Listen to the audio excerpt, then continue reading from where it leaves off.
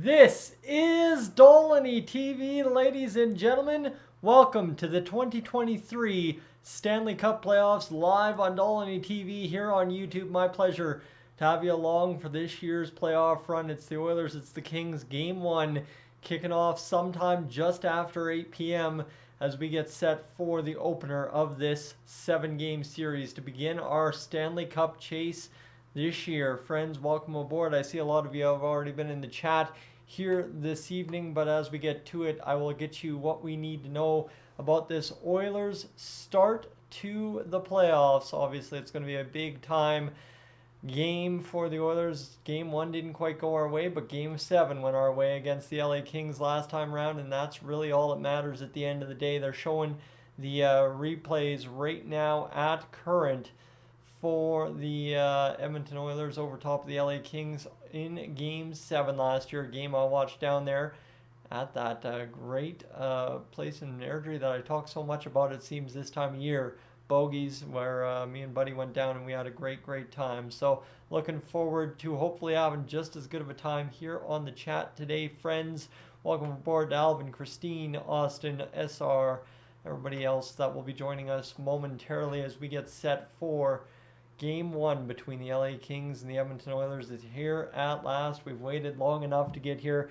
And just for those of you trickling in, first thing you know, I've got the BioSteel to get us up and underway to begin tonight's broadcast. So don't you worry, I'll sip on the water a little bit just to make sure we get going as well. But the BioSteel ready to rock and roll tonight as we get set for Game 1 between the LA Kings and the Edmonton Oilers.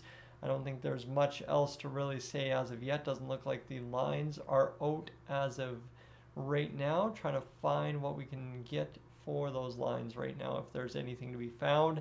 And it doesn't look like there is right now, as it is absolutely gorgeous looking inside Rogers Place tonight. And those of you maybe tuning in from Rogers Place or having tuned in later after this live stream's over from Rogers Place, looks like it was absolutely a great time in there to start off with. So hope you're having a good time down there right now.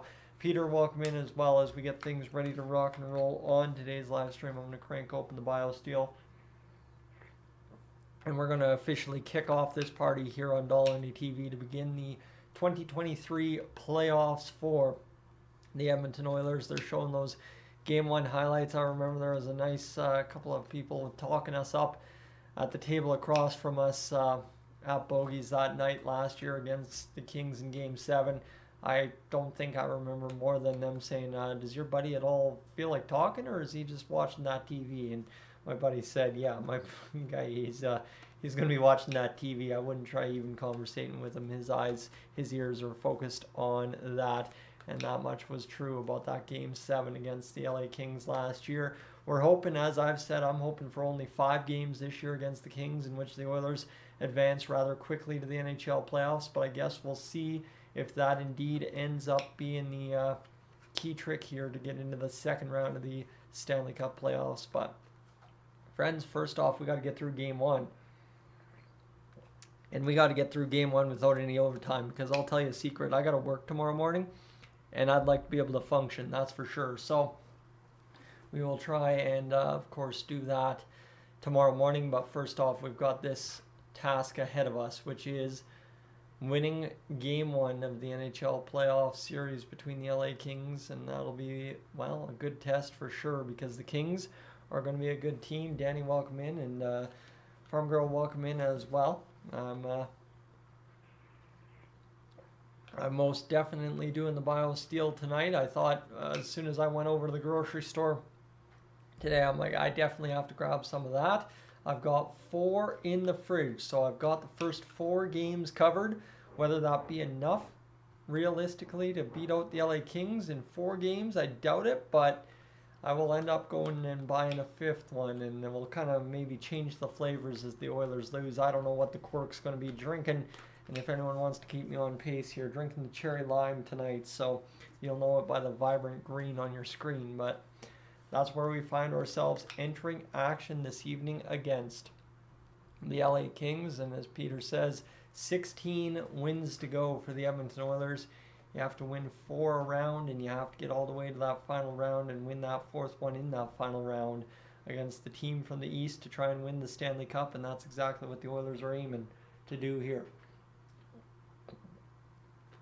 Oh, down the wrong pipe already. That's not a good sign, but we are where we are at, friends. Let me get a drink of water in there. There we go. Get that out. That feels better. Of course, as you're tuning in for the first time here on the stream, if you want to give me your series picks, as Danny and Peter have already, definitely feel free to do that. As we are rolling along here, starting up things. Of course, a little bit early to the stream. I know I scheduled it for 7:45. That was just to give myself time in case the animals needed anything, in case I needed some extra time. And then I got down here about 7:30, and I just could not wait any longer. So I got the scoreboard fixed, and we are ready to rock and roll here. I'm going to quickly take a second to actually move the scoreboard over just a smidgen, because it seems like it's a little off center, and we want to look like we know what we're doing here. I've only been doing this for 82 games this season, and it seems like the audio is a bit quiet, so let me turn that up. There we go. That should seem to be a little bit better for you. My apologies if the audio has started, or started a little weak. But we are just about set for this one to kick off here in about 19 minutes time. Hopefully things get underway well for the Edmonton Oilers, and there's already the chats. I'm so nervous, it's not even funny. Well, you and me both. I'm putting on a good face right now, but let me tell you, the nerves are shaking here for this Edmonton Oilers game against the LA Kings, simply because, right, we all know how last year went, and I'd like to try and avoid that this year, so we'll see if the Oilers can indeed do that. But obviously it'll be a tough one here against the Kings. It's not like I'm underestimating the Kings. I just know the Oilers are the better team. We know that from last year. We know that this year, and we know that down the stretch this season. So I'm looking forward to the Edmonton Oilers hopefully having everything ready to rock and roll for game number 1 here against the LA Kings to start things out. So that's where we find ourselves. I'm just waiting to see if we can find the lines and the starting goaltenders. I expect it is Stuart Skinner in net to start this one for it, but let's see what else we got. Roll call. Looks like the Oilers are doing their playoff roll call presented by Molson. And what else do we got? Let's see. No, nothing here.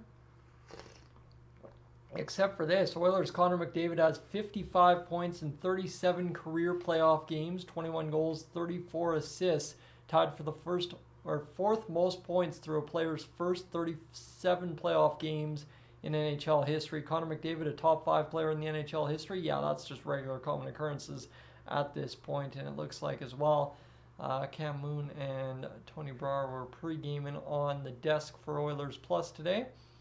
Doesn't look like there's anything else really to mention as of yet. So we're getting things underway and started off hot here on the stream, friends. We've just crossed the 20 viewer mark for the first time, so thank you so much for that. But yeah, we are just about ready to get things rolling. And Jam, am I showing the game? Unfortunately, I can't, friends. If you're tuning in for the first time ever to Dolynny TV here, we will have play-by-play, my play-by-play. I can't show the game due to copyright, right? I'd lose my channel. You saw ads before this. I do make a little bit of a side business out of this, so I would prefer not to lose my business because I decided to violate copyright laws. So we'll keep it right there. I'll explain that a couple more times throughout the live stream, I'm sure, but just to those of you that need to know that right off the hop, I can't risk doing something illegal just for 5 seconds of fame before they shut down my channel. FND, welcome in. And we should be ready to rock here. And now, just over 15 minutes from now, we should be flipping over to the live broadcast of the Oilers and the LA Kings.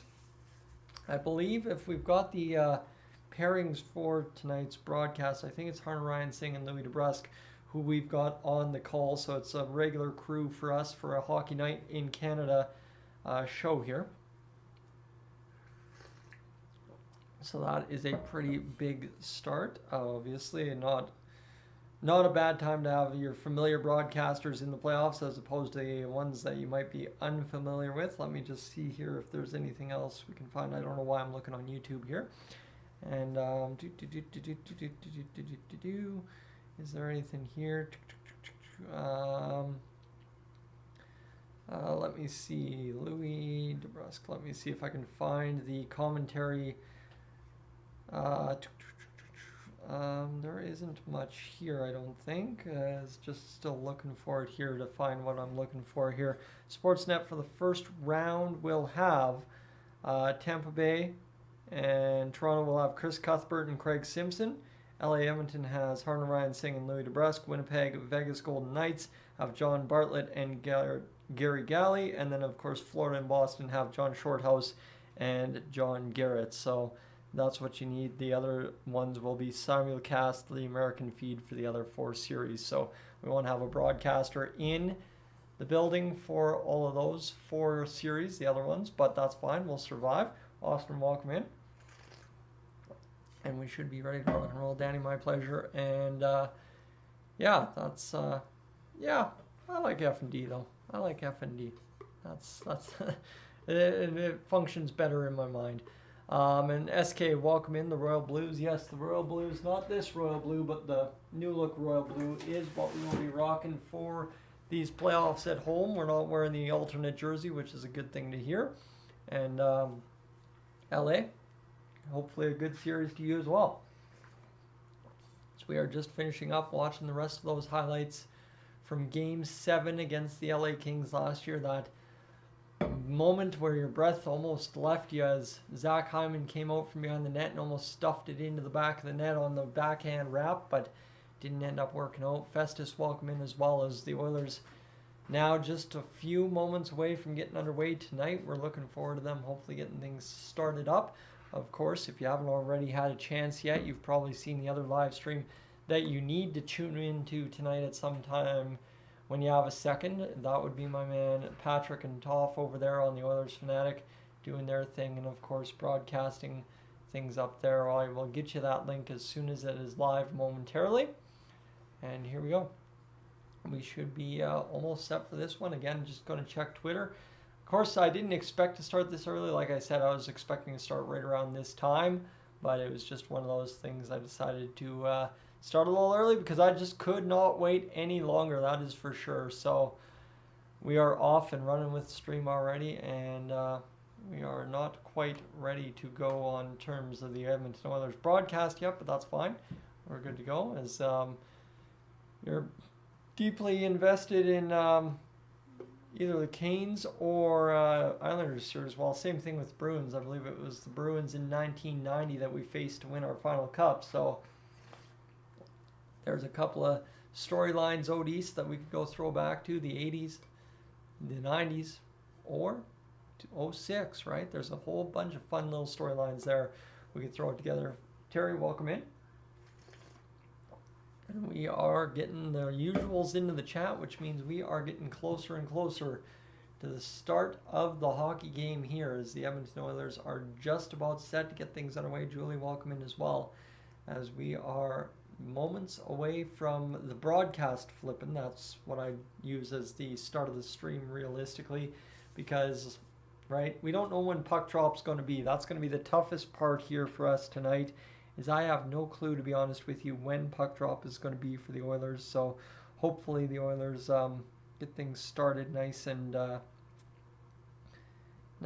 early for us, and we don't have to worry about staying up too late on a Monday night, because that's going to be a tough wake up tomorrow morning, let me tell you that much. It's going to be interesting to see how many of us are actually crawling out of bed in proper shape, as that's going to be an interesting day at work tomorrow.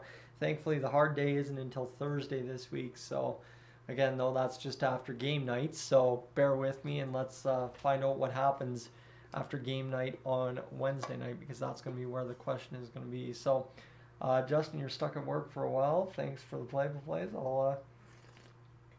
I'll get you going tonight. Don't you worry. I'm very amped up to call this one. Obviously, the last Kings broadcast we had there up in Cold Lake was an absolute doozy to have. Me and Patrick calling that one together at the Imperial Oil Place in the Cold Lake Energy Center. That was just absolutely fantastic. So hopefully we can have another great live stream tonight against the LA Kings. And Philip, welcome in, as I still don't have a time to puck drop countdown as of yet. I haven't seen any official puck drop for the Oilers here. The Islanders are apparently in trouble. If the Islanders can't get the scoring, this is going to be a short series. And Carolina wins 2-1 over the New York Islanders. And the Hurricanes now lead 1-0 in that series already. We've already got a 1-0 lead just like that in the NHL playoffs. Crazy how fast that sometimes happens. And what else do we got?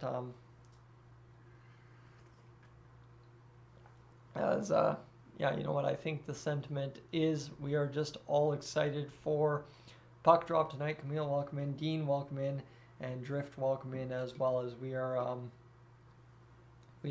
just about set for this puck drop here tonight, as it's just going to get closer and closer as we go along. Everyone's going to trickle into the stream as we get things set up. Still waiting on Patrick and Toff, I believe, to get their stream fired up here momentarily. Not seeing anything as of yet.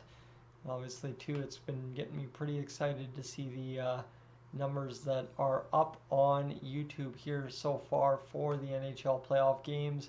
Hot Take Hockey currently streaming the Florida Panthers and Boston Bruins game. I'll just get you the scores one more time. Boston's up 3-1 on the Panthers, though they are on the power play, are the Cats, so we'll see what happens for them.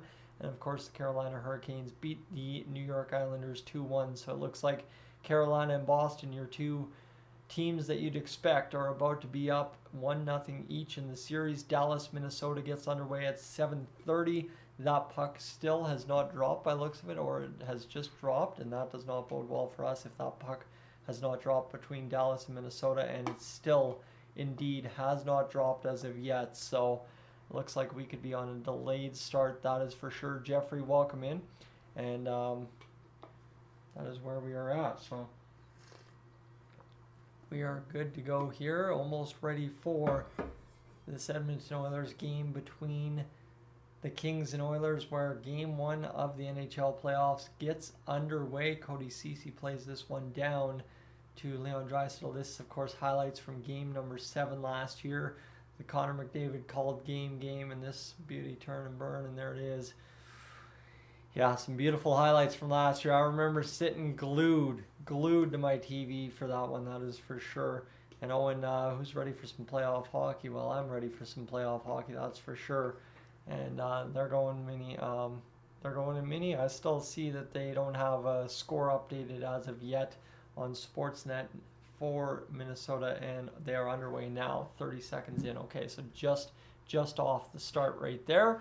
And yeah, definitely, as we are just about set for this one, friends. Like I said, I'm just going to keep teasing you along because I don't actually have a clue when this puck drop is going to be. So let's just get as close to it as possible, and then I'll tell you when the puck drops, and we'll have all the fun in the world. As we are getting closer and closer. As Corp, welcome in. And Jeffrey, you only like the Kings when Gretzky used to play with them. That is a fair accusation of the Kings, that is for sure. And Epiphany, welcome in. As yeah, that's the kind of the question. Let's see what time this puck actually drops. That's kind of going to be the question of the night. And I know last year it was a question of all the playoffs, but I'm hoping that for the Oilers tonight, this puck drops on time and we don't have any problems the rest of the way home. And here's Connor McDavid. Oh my god! Oh, the memories attached to that goal. Yeah, there it is. Connor McDavid scoring the 2-0 goal with 3:53 to go in the third period against the LA Kings. That one was a big one. That one was a big one. We know that. And LA, if the Oilers do beat the Kings in the series, you're hoping that we go all the way and win the cup, because McDavid and Draisaitl deserve one, and they're already Hall of Fame careers. Well, I appreciate that, and I'm hoping that we can do that again. If the Oilers don't win this series, I don't know if I can say the same for the Kings, because I don't know, or the East, if they're going to have an easy time trying to beat someone. But hey, I'd be down. If the Kings fans want to be cool and at the end of the series everybody's shaking hands and happy, well, then I'll gladly go out there and cheer for you guys as long as you're in there as well. But my primary focus tonight, friends, is the Oilers in 5, and you can't win in 5 if you don't win the first one, is my take on it. So that's where we get to. Of course, if you're new to the channel, you don't know much about the BioSteel. The BioSteel has been some pretty dang good luck this season, so we'll mix that in with water every so often and hopefully get it going here all night long. Brian, welcome in. And William, you just did your playoff pool. You have Oilers Bruins. I think that is as far of a consensus amongst NHL fans as I have possibly seen in a long, long while. As that is really interesting to see that everybody's kind of on that Bruins-Oilers train, and I'm really hoping that that isn't some kind of curse, that it is just knowledge as hockey fans that we all know these are the two best teams in the NHL this year, and that's who's going to get the job done.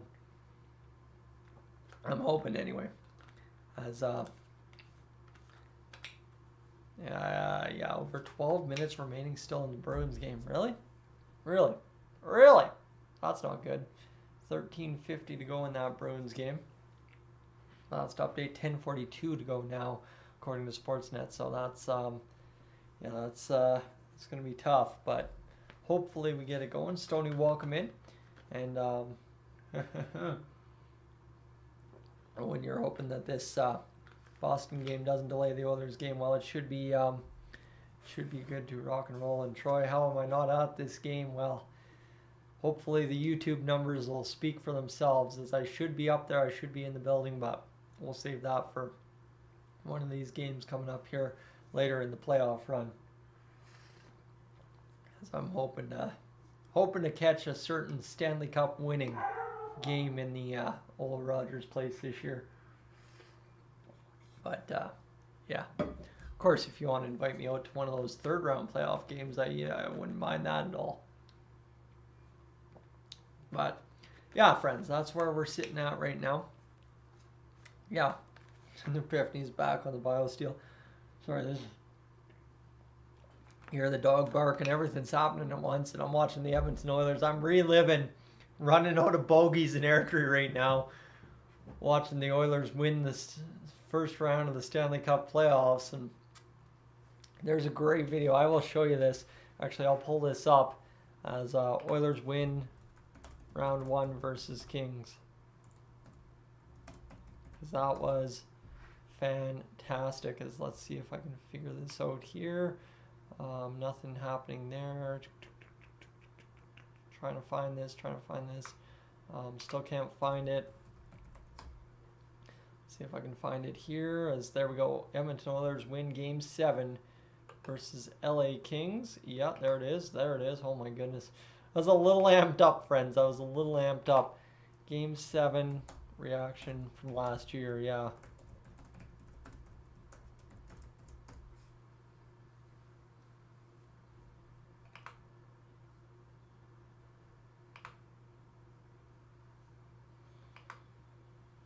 Yeah, there we go.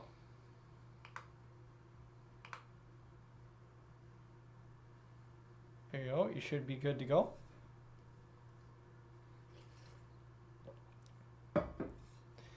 And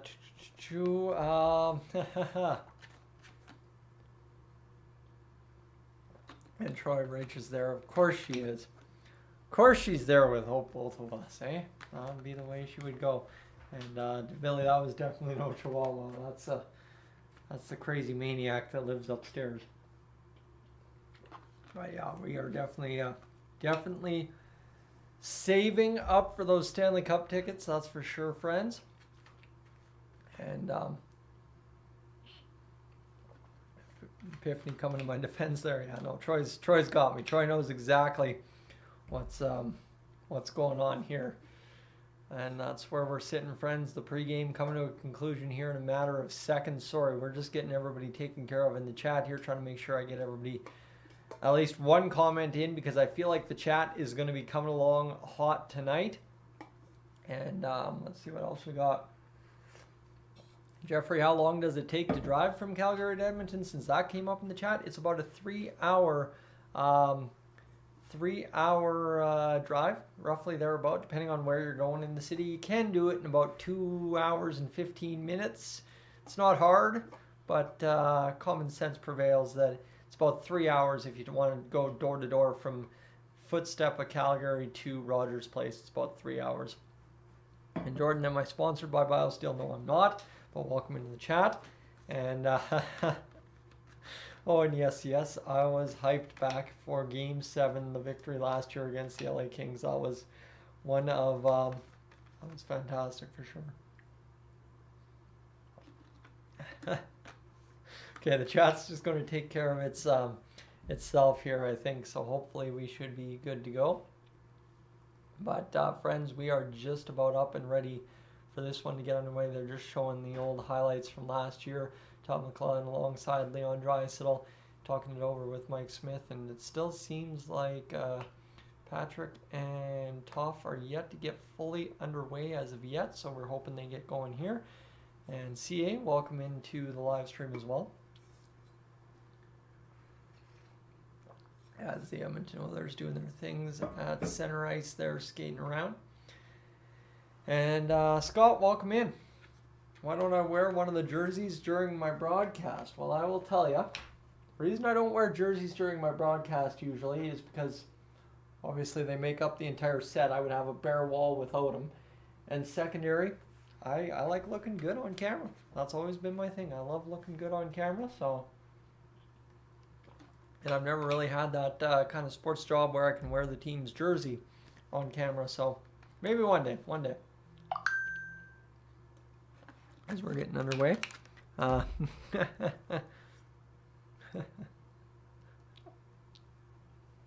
You know.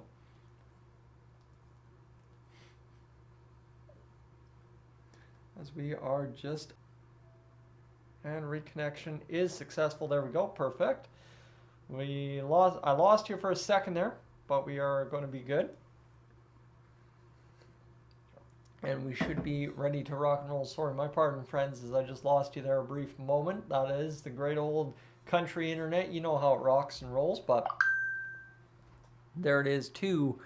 Good old Patrick is live, so let me go and get that live stream link over there, and let's get this fired up for my man Patrick over on the Oilers Fanatic. I'll get his live stream figured out for you here in the chat as we will get this going.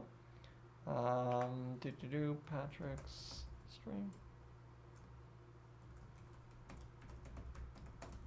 Sorry for going quiet there a second, folks. Just trying to make sure we get Patrick's stream pinned up in the chat. And let me get this going. Have a great stream, gents. Oh. Just a few housekeeping notes. We should be good to go. Perfect. Let's get it rocking and rolling, my friends. We should be good to go there. And I guess what to say is Justin is making sure in the pregame still as we sit waiting for this one to get underway. Friends, if you haven't had a chance yet to hit that like button, definitely do that. And said too, if you're going to enjoy the playoffs here on Dolynny TV, I don't know how many of you are returning viewers at this point, and I don't know how many of you are regular viewers, because we don't technically usually have 112 people watching the pregame. If you're new to the channel, definitely consider hitting that subscribe button. We'd love to have you aboard for this playoffs run. We ended up getting to that 11-5 number I was hoping for, and now I'd love to try and hit well over that before we get to the, obviously, the puck drop of the second round. So, friends, welcome aboard to Dolynny TV. I'm Tyson. This is my little corner of the Oilers world. I already can't talk. I'm already nervous. I'm already excited. That's kind of weird, but that's kind of where we're finding ourselves right now. Is it's going to be a really fun playoff series against the LA Kings, and I'm looking forward to bringing it to you here on the channel, as we should be ready for this one here momentarily, between the Oilers and the LA Kings. Of course, it's an 8 p.m. puck drop, but we're already at 8:04, so I doubt we're going to get this one started. And yes, sir.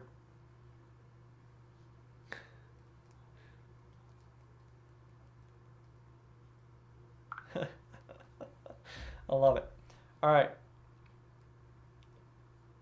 And Jack, you're already asking the questions here early on. I think the jerseys speak for themselves. We got Scott Oak on our television sets. The 50-50 is already up to 1.8 million. I'd say we are ready to rock and roll to begin this hockey game. That is for sure. Puck drop is at 8:20 Edmonton time, so we don't have much else left to do. We've got about 15 minutes remaining in this pre-game, I guess you could say. That's not bad at all. The Edmonton Oilers and LA Kings set to kick off in about 15 minutes time, according to Peter. And that's where we're at. Evander Kane, 7 goals. The beauty hands up, 7 goals, sign that he gave us last playoff run. And McDavid points on 5 of last 6 goals. That fantastic celebration as he ran away from the crease. Stuart Skinner, first Oilers rookie goalie to start since Grant Fuhr in the 1982 playoffs. Well, when you miss the playoffs for 12 years? 12 years? Yeah, that'll happen. And the first Kings goalie not named Jonathan Quick to start in the last 21 years is Jonas Korpisalo for the LA Kings tonight. So, yeah, that one makes a little bit more sense for the LA Kings, obviously because of the dominant career that Jonathan Quick has had as a member of the LA Kings. We've got the panel here discussing everything and all things Edmonton Oilers as we get set to bring this one aboard. Dynamic duo McDavid and Drysdale, obviously the goals, the power play goals, the power play points this year, absolutely off the charts bananas for both players. And this year we're hoping to see some more results like that in the playoffs. It feels like the regular season ended months ago already. It just feels like we've been waiting so long for the playoffs to get underway. Obviously, too, we knew pretty much as soon as we cemented the home ice for the first round, we knew where we were going to face. We knew who the Edmonton Oilers were going to play in the first round. There was some hope. There was some weird math that we could play somebody else, but the likely opponent and the likely outcome was not winning the division and playing the LA Kings, and that is indeed what comes of it for the Edmonton Oilers. So let me just reply to another text.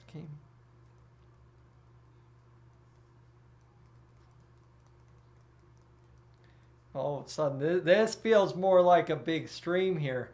This feels more like a big stream. The texts, the phone calls, everything coming in here. And there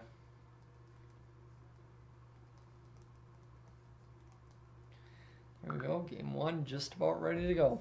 And Scotty, welcome in. As we should be ready to rock and roll. Troy, I love it. I love it. I love it. Okay, that's where we're sitting, friends. Just getting things underway. Nick made some nachos. I don't think we've missed anyone else. And old buddy Mike there might need Dolynny TV to get him. That's the next message in. I love it. Might need me to keep him updated.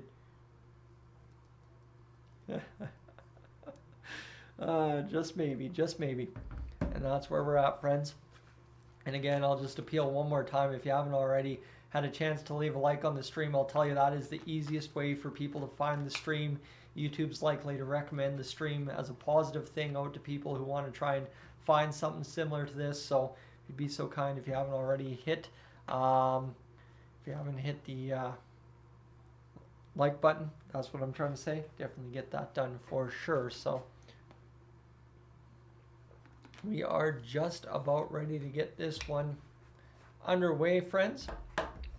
We should be getting going there as Patrick, the Oilers fanatic, was in the chat just a brief moment ago by the looks of it. Like I said, if I miss your chat tonight, I apologize very, very much, but it's going to be a very quick, very fast-paced night all night long as the chats are sure to come in.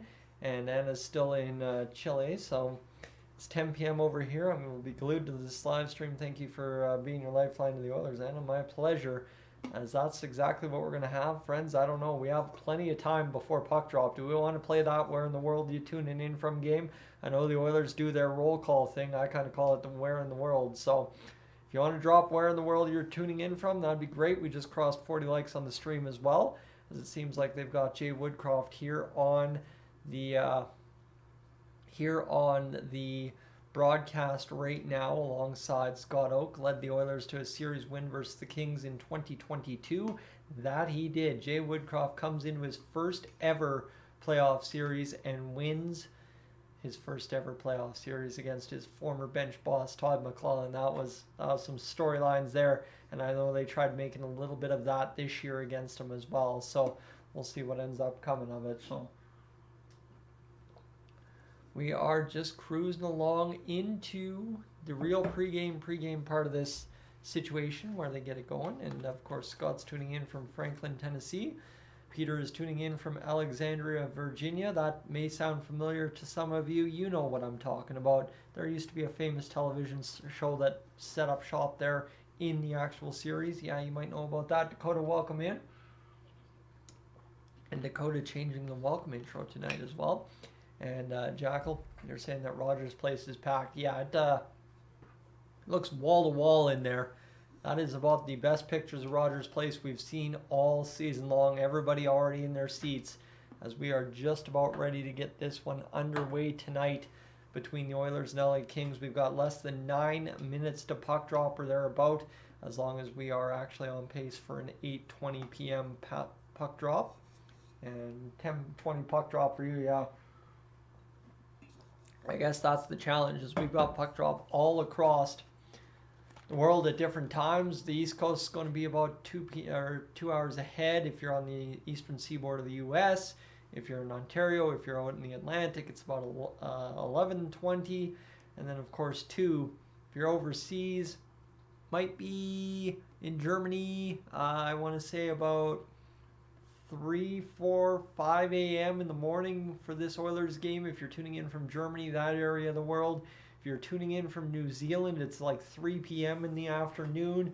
If you're tuning in from Australia, it's just about noon. Like, that's how crazy this is, and that's the best part of this, for sure. So, Brett, welcome in as well. And we should be ready to rock and roll. I don't think I've missed anything here. We are getting excited for puck drop in game number 1 between the LA Kings and the Edmonton Oilers. I'll have your play-by-play call here coming up shortly. And just to give myself an idea here, is I just want to double check and see how Patrick and Toff are making out on their live stream to begin things here tonight. It looks like they are rocking and off to a running start. And of course, the big kind of thing that we got to watch for tonight is Patrick and Toff getting to that 4.8K subscriber mark. There is no doubt in my mind Patrick gets over the 5,000 subscriber hump here in this playoff series against the LA Kings. Friends, his stream's at the top of the live stream. If you're looking for something that isn't just play-by-play, a little bit more analysis, a little bit more opinion, they've got you covered over there, whereas this is just me doing my best to keep you updated with what's happening physically on the ice between the Oilers and the Kings. That's kind of where the passion is. That's kind of what I excel at, in my opinion, of hockey. So I look forward to bringing that to you. Friends, I'm going to run upstairs right quick. I want to refill my water just before we get going here in this first period. I'll be right back. Thank you so much for choosing Dolynny TV for your NHL playoff start. And I'll be right back to get these Stanley Cup playoffs underway once and for all.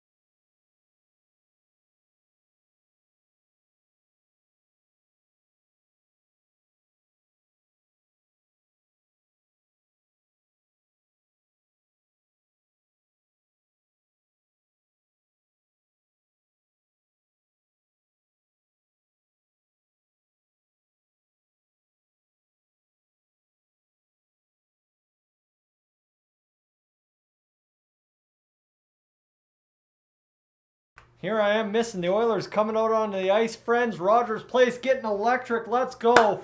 The Edmonton Oilers, the LA Kings, ready for game one. As I was just a few seconds too late getting down here, and now we are off and we are buzzing for this one to get going here nice and in a matter of moments. Let me tell you, the Oilers, the Kings, ready to get things started here tonight.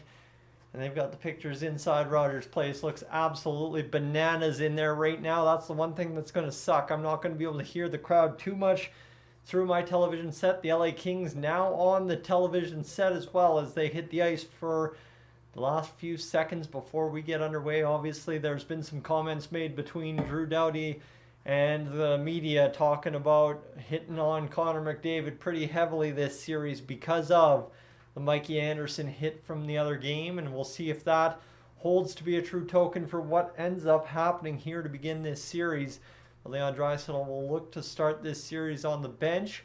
Yamamoto looks to hop over the bench, as he does, has to actually hop over the bench.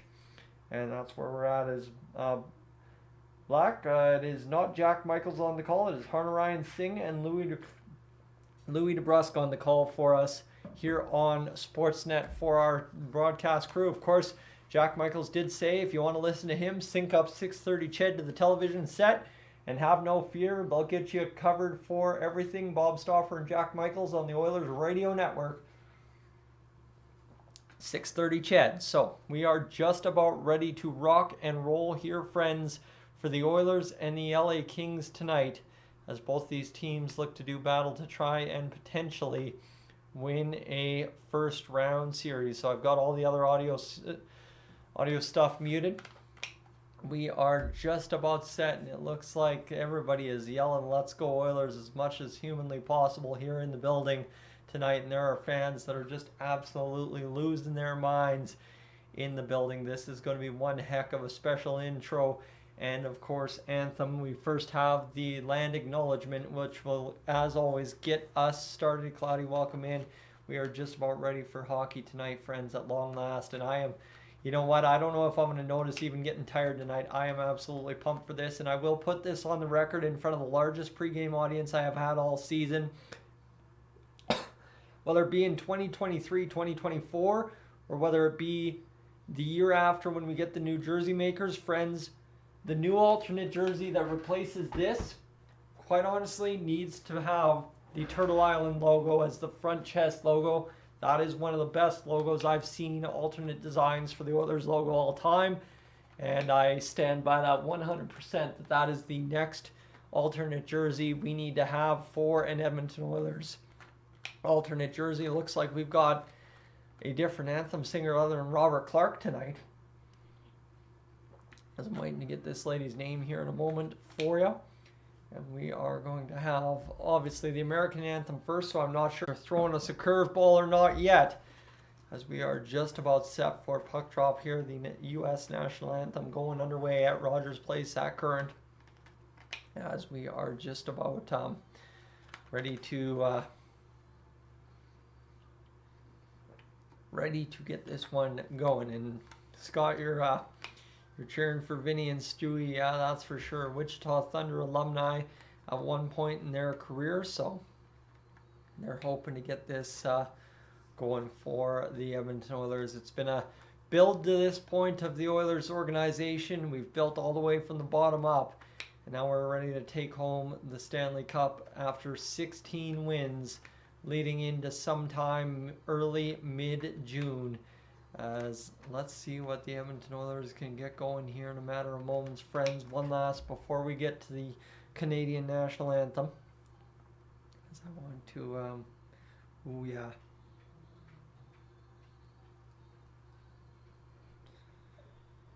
let me see if I can get the old out. There's the dog going off. 3-point.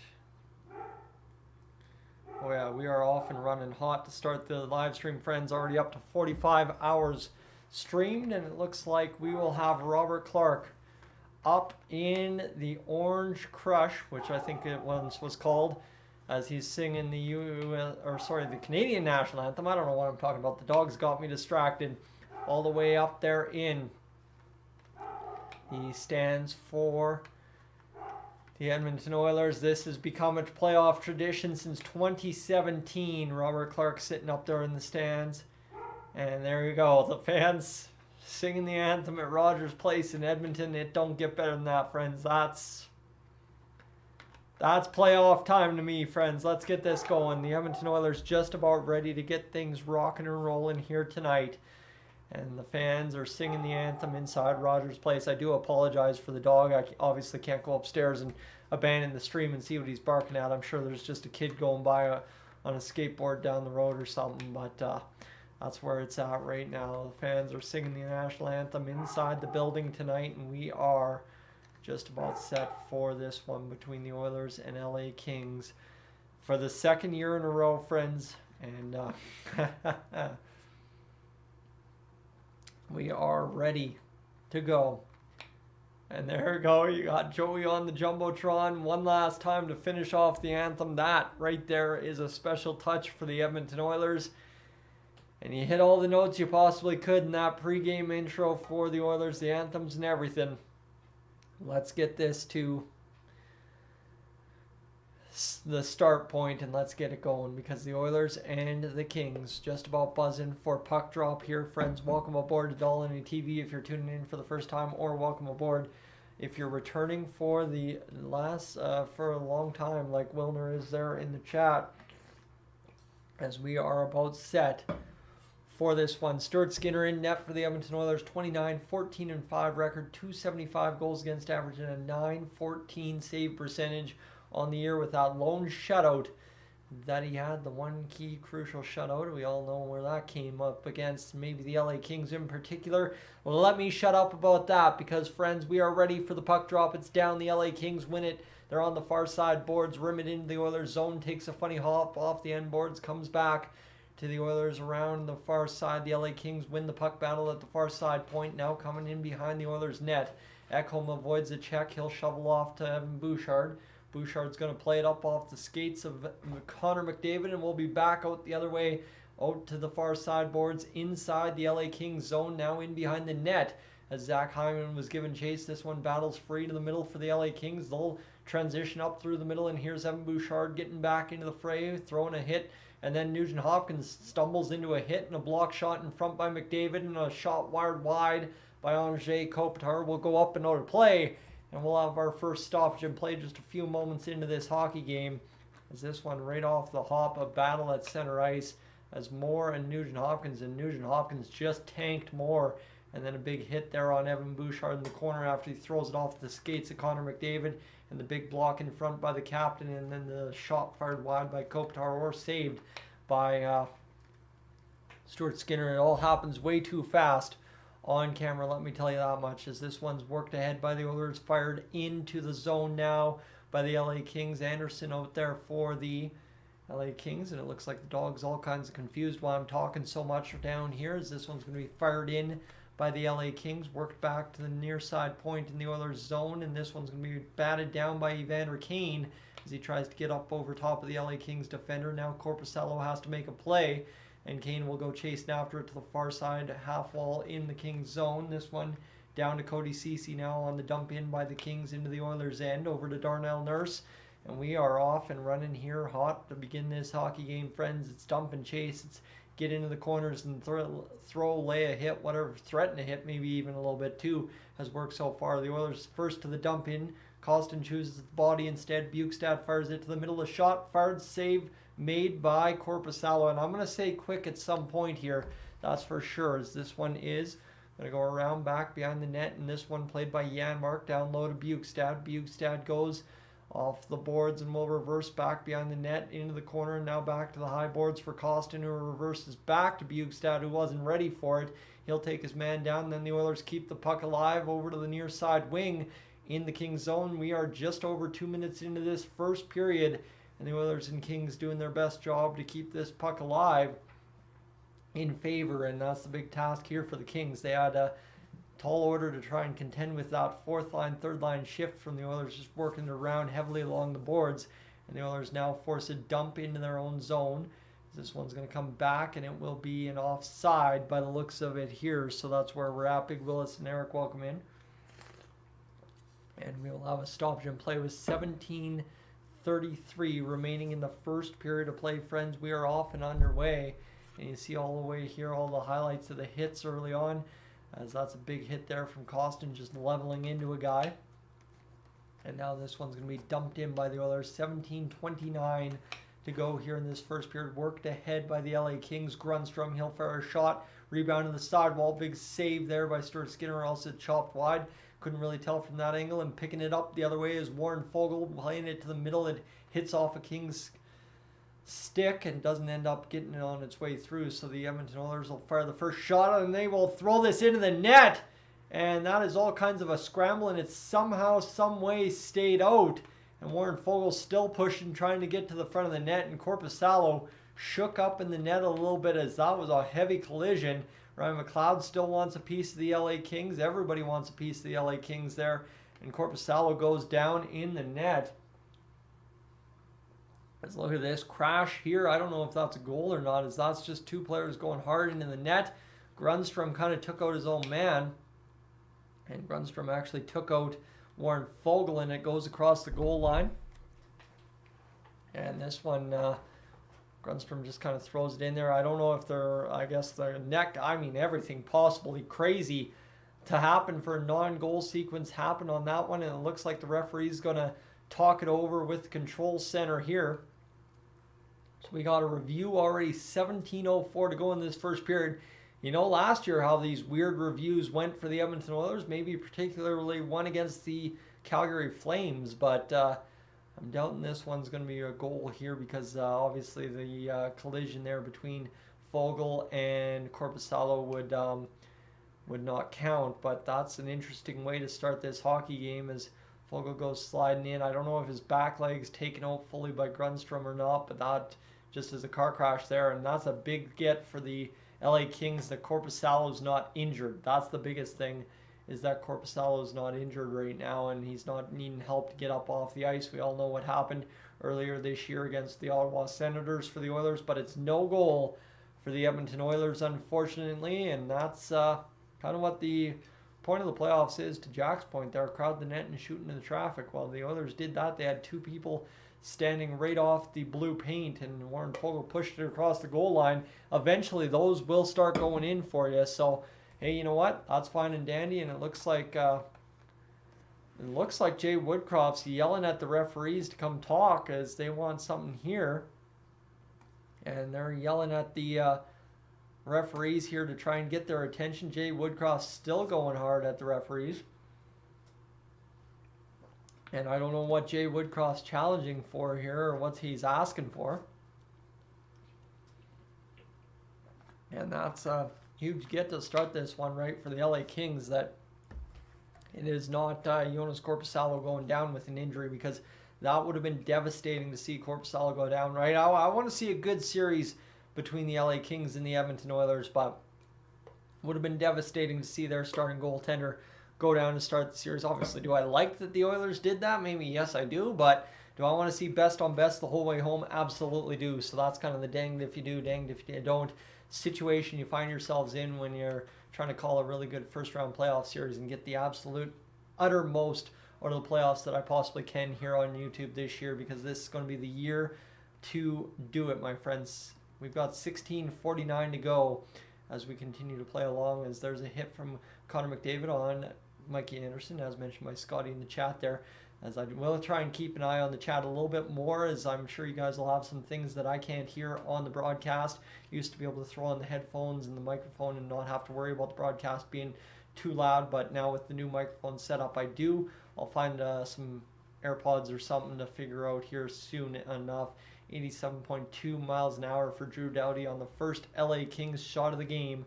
The Oilers work it out of their own zone. Here's Matthias Ekholm to the near side boards. Evan Bouchard fires it in. Rims it around the boards. Comes back to the high point. No one is home except for Evan Bouchard, who just again hammers it in around the boards and gets it on deep, as here's Leon Draisaitl coming in, laying a big hit there. He falls down. He was pressing hard to get into that hit, that's for sure. As the LA Kings are going to turn this one over as the Oilers continue to battle there.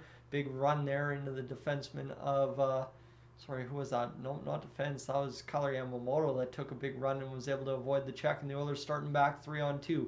Across the blue line, here's Yamamoto. He's pushed back into the play. He falls down and is able to get the puck sweeping down to Evander Kane. This one will come back to the middle of the ice, hops off an LA King. And the Kings are able to get over the bench here as they will try and... Ooh, that hits off an LA Kings skate. And it looks like some fans are yelling here as the LA Kings, Kempe, looks like he might have hurt his hand. No arm up on the referee here.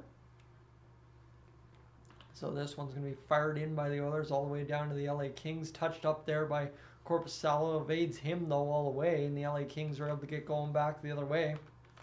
This one's going to be flipped into the bench and out of play. So the LA Kings ice it down into the Oilers zone by throwing it up over top of the glass out of their own neutral zone. So that's where we're at. Mac and Matt, welcome in.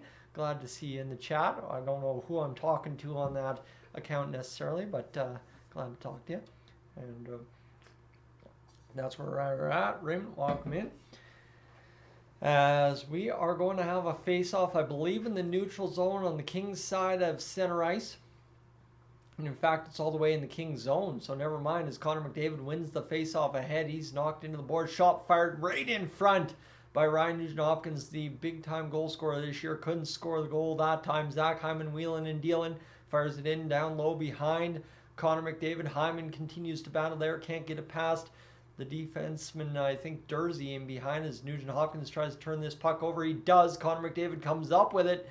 McDavid towards the front of the net. Can't get it going, and now it'll be chopped out of the zone as the Oilers see that one come back into the defensive zone. Matthias Ekholm, who's logged quite a few minutes to start this first round series, fires it on down, and that's, I'm sure, what we'll see is a heavy dose of Ekholm in one period, heavy dose of Nurse in the other, and then a heavy dose of both in the third. That would be kind of the idea here.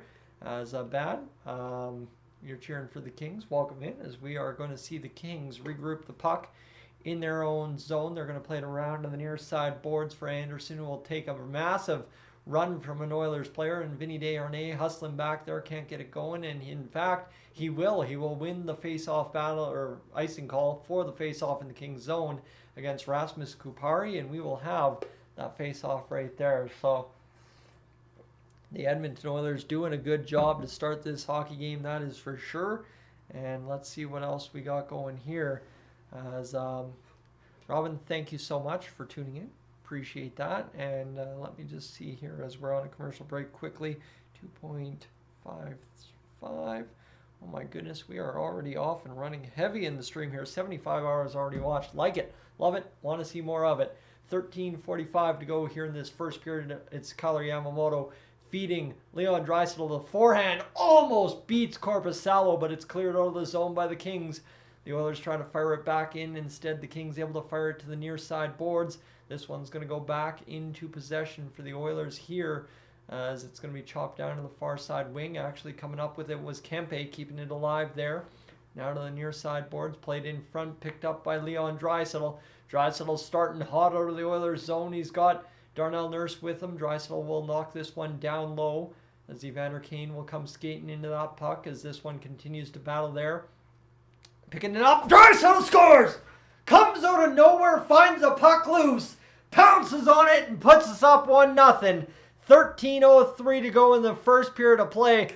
Woo! That's how you want to start. Leon Draisaitl on what should have been a line change for him, because I believe Janmark was already out there. Pounces on a puck in the middle of nowhere, and the Oilers score the first goal. A big one for them. Leon Draisaitl able to just backhand that one down low. Kane wins the battle there against Gavrikov. We wanted that guy, and then just a nice bounce play there off a skate by Matthias Janmark over to Leon Draisaitl. And like I told you, Matthias Janmark, keep an eye on him this playoff run. He's going to have a special one, I'm feeling. And that's exactly what he has happen right there as he bounces it off the skate for the first assist of the playoffs. I hope he gets credit. But there it is. 1-0 for the Edmonton Oilers to start this first period. 1-0 with 12:50 to go. I love to see it. That's how we get started on a Monday night to begin the playoffs. 12:44 remaining as it's now in the Oilers zone. Back to the blue line, Edler. Edler fires the shot. It's blocked in front. 12:36 to go here in this first period of play. Kostin gets it going into the middle. Kings fire it up. And it's going to be Edler playing it down low, and Matthias Janmark right there. Matthias Janmark picking up the first assist of the playoffs for the Edmonton Oilers as they'll start back the other way. Here's Bjugstad across center. He'll flip it in off the back of the net. It's going to land on the back of the net. The referee was about to blow it dead, but they were able to play it quick enough. And now we're going to have some extracurriculars as Bjugstad, and it looks like we've got some punching and throwing between Janmark and somebody else. Kostin's got a glove off right in front of the Oilers bench. Here's Bjugstad wanting a part of Edler, and we've got some Oilers gloves off on the ice. It looks like Kostin's going to go to the box. And oh my goodness, this is going to be a hot start to a hockey game, ain't it? 12:07 to go, and the Oilers are getting a little feisty after getting the lead. I like to see it. We love to see that. And Blake Lizotte in the middle of it by the looks of it. He likes to stir the pot a little bit. We know that much. 12:07 to go here in this first period. And Connor McDavid talking it over with the NHL officials on the ice for this game. But friends, look at that. Just a bump there by Janmark. Some cross checks in front of the net. Kostin comes to the bench and gets attacked. Fallow gets in there. Everybody's messing it up. And oh yeah, we are going to get grindy, scrummy, and punchy all playoffs long, but it's Leon Draisaitl lighting us up for the first goal of the playoffs. You like to see it. That's a huge gift, friends. If you're new to the channel, right now is a great time. You've gotten a good taste of the first play-by-play action here on Dolynny TV for the 2023 Stanley Cup Playoffs. I would love to have you hit that subscribe button here on the channel. That would be fantastic if you could do that. So if you'd be so kind, I would love to have you aboard for the playoffs the rest of the way home. So if you'd want to hit that, that would be great and fantastic. And let me see if we can just hit the cancel button on that as we are scrolling along here in this one here between the Oilers and the LA Kings. And Ace, the Kings are doomed. Oilers in 6. Well, I will tell you, the Oilers are getting started the right way in game 1. I want them in 5. That's what I'm hoping for, is the Oilers in 5 games tonight. Starting with a game 1 victory, that's for sure. And McToad's welcome in. Kyle, welcome in. And Nation, welcome in as well, as it could be a very heated series as well. We just saw the Oilers and Kings scrum up along the bench. We're hoping to see lots of that. Donald, welcome in as well.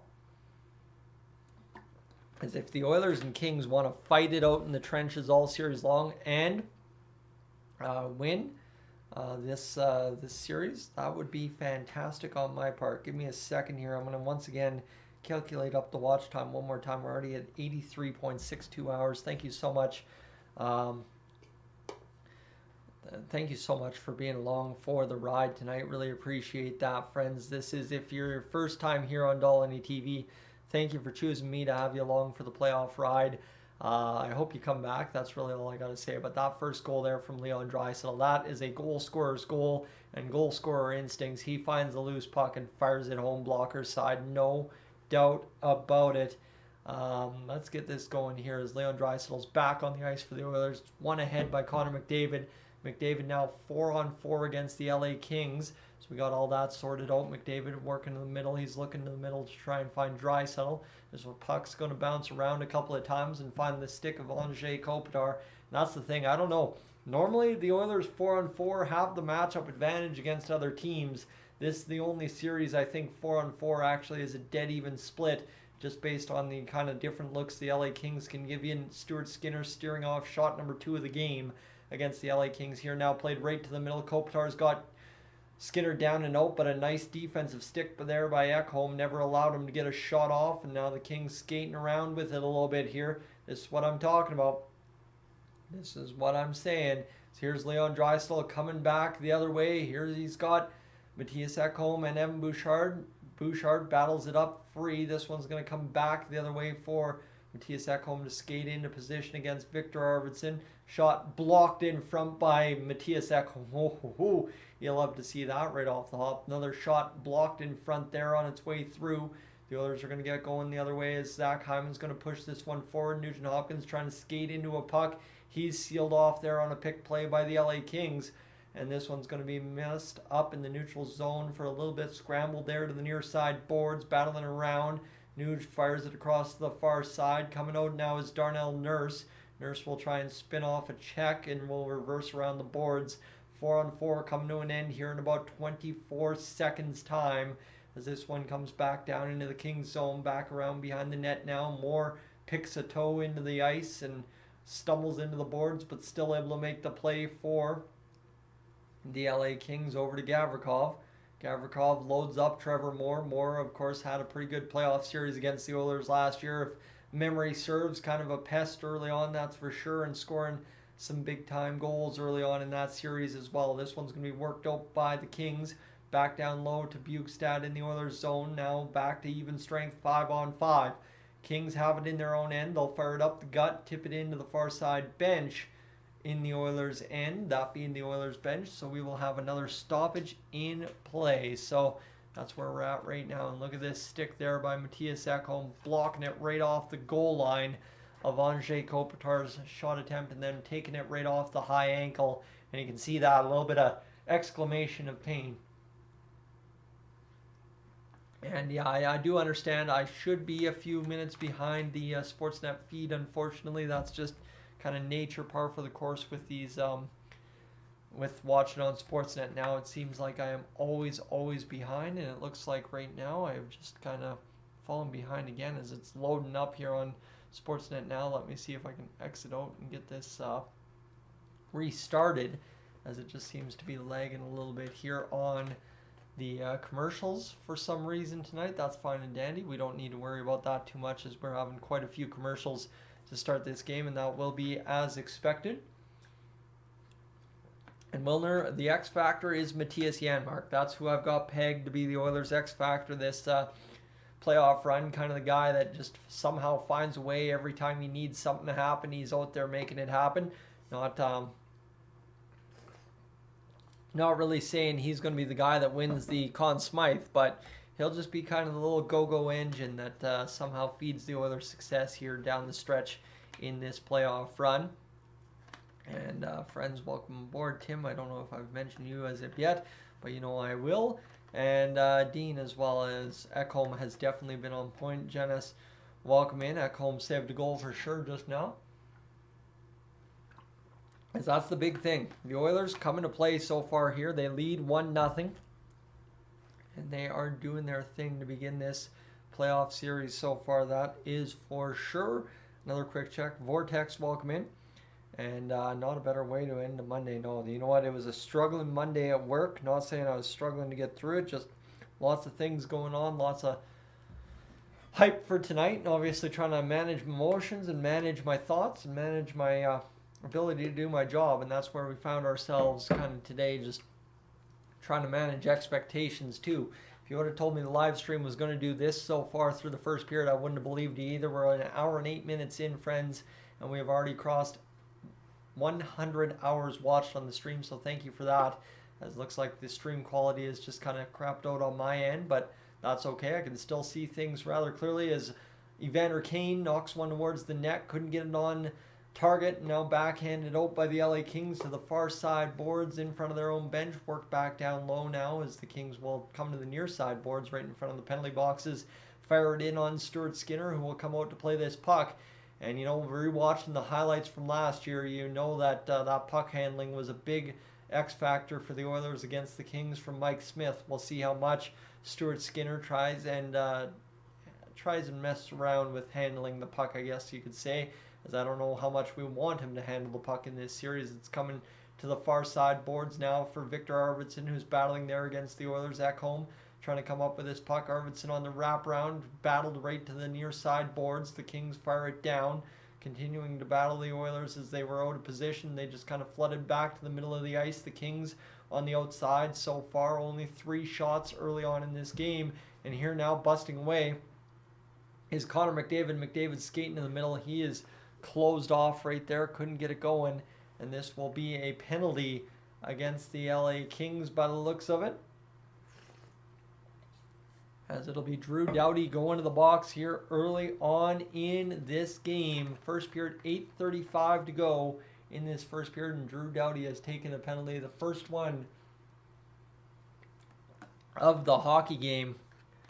And that, of course, is a big blow for the LA Kings because, well, it is Drew Doughty after all. And here's Connor McDavid starting away, and this is Drew Doughty hooking up Connor McDavid right there. A little can opener on the hands, or else McDavid would have been free. So it's a hooking call against Drew Doughty as the Oilers get to the power play here.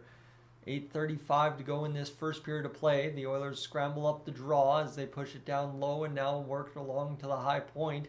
And the LA Kings are able to come out and grab it. The Oilers tip it back, and here's Evan Bouchard getting it into possession for the LA Kings. Unfortunately, the shot saved by Stuart Skinner. The shot's now 4 apiece at the current moment. 8:18 to go here in this first period. The Kings yet to allow the Oilers to fully set up. Nugent Hopkins had to run a pick. Here comes Connor McDavid. McDavid across as he cuts through 3 LA Kings. The shot fired. Oh my goodness. Could not solve Korpisalo. And it looks like we will have another penalty call coming up against the Oilers opponent, the LA Kings. And we will have an Oilers 2-man advantage here as Connor McDavid draws a holding call.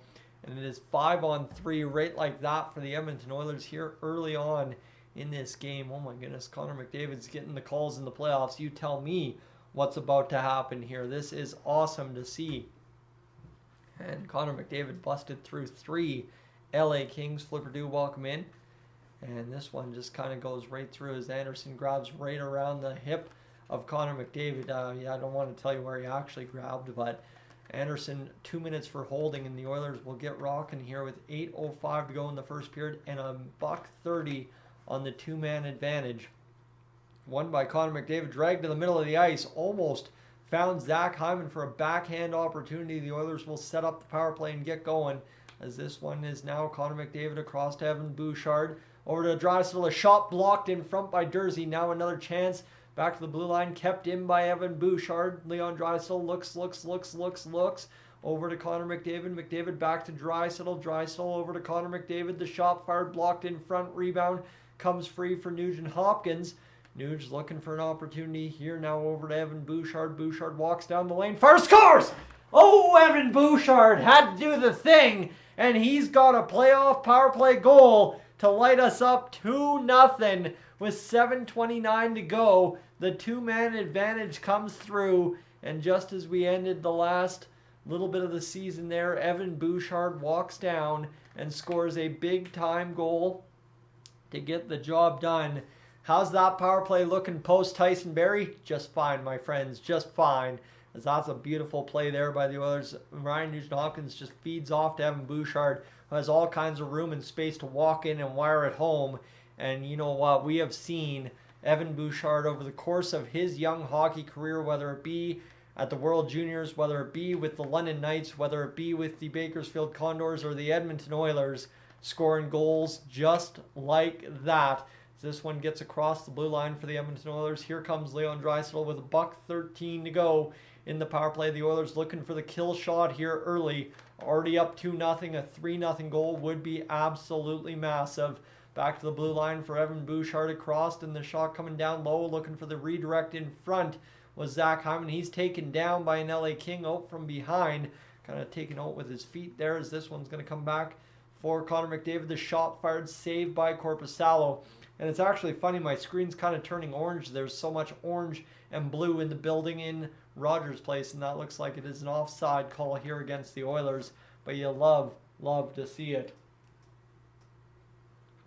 The Oilers off to a hot start in this hockey game. Obviously, the playoffs are a roller coaster of emotion, but what a shot there from Evan Bouchard. Bar in, well, posting in, but just an absolute rocket shot. 42 seconds remaining of power play time. The Oilers will send over the troops for the second power play unit, fire it in down into the Kings zone.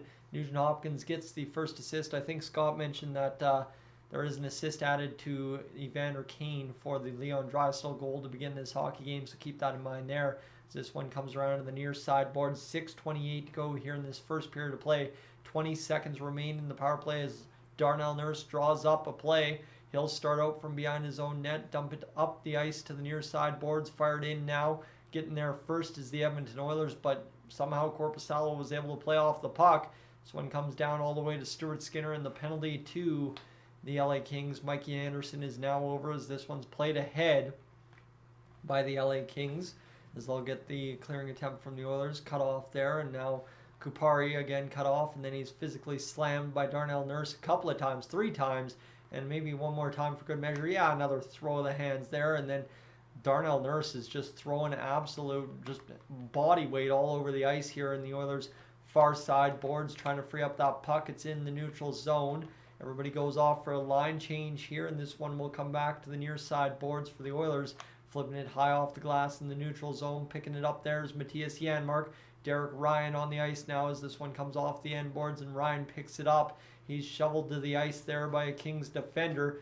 5:20 to go in the first period, and this has been fantastic hockey so far to begin this game, that's for sure. 5:14 to go. The puck's behind the Kings net. It's flipped into the middle of the ice, and the Kings will bat it down. And now to the near side boards. Picking it up is Connor McDavid skating towards the shot fired. He's blocked in front by Alex Edler, and this one continues to be tied up along the boards until the Oilers were just about able to free it up, and now they do. Come into the middle of the shot fired, save made.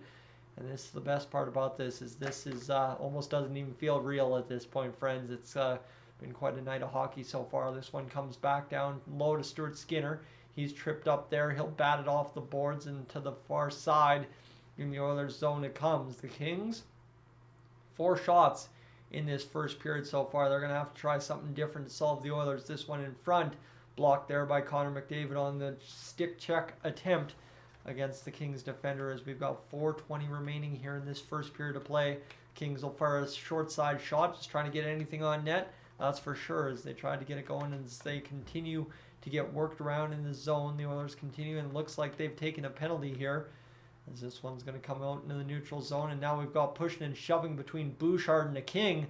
Bouchard's all over a Los Angeles King, and everybody says how soft Bouchard is. He's very, very fired up right now, as he came right on top of that Kings player and threw him right to the ice. So, wow. Evan Bouchard is ready to go to war with the LA Kings, and it looks like Trevor Moore is going to head off as well, potentially. But Evan Bouchard scoring the big goal. He's clean-faced for this playoff run. And, yeah, that was a big, big start to this game, that's for sure. For the Edmonton Oilers, now up 2-0. Friends, welcome to Dolynny TV. If you've just joined since the last commercial break, I'm Tyson. This is a little channel here about the Edmonton Oilers. If you couldn't tell based on the commentary and obviously based on my thoughts and opinions on the game so far.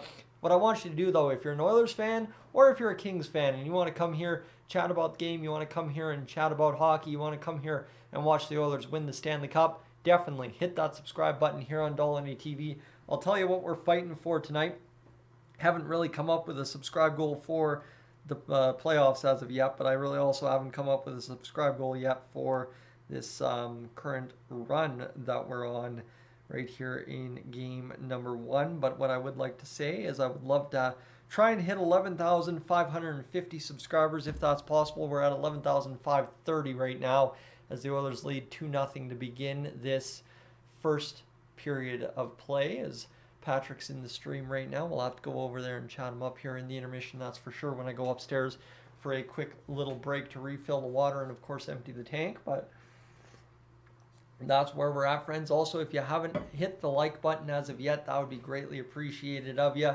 I would love to have you hit that like button, and let's get everybody in here that we possibly can for this live stream, because if you hit the like button, it tells YouTube that this is a good stream, this is what people want to see, and obviously if you're here enjoying it, I'm sure somebody else would.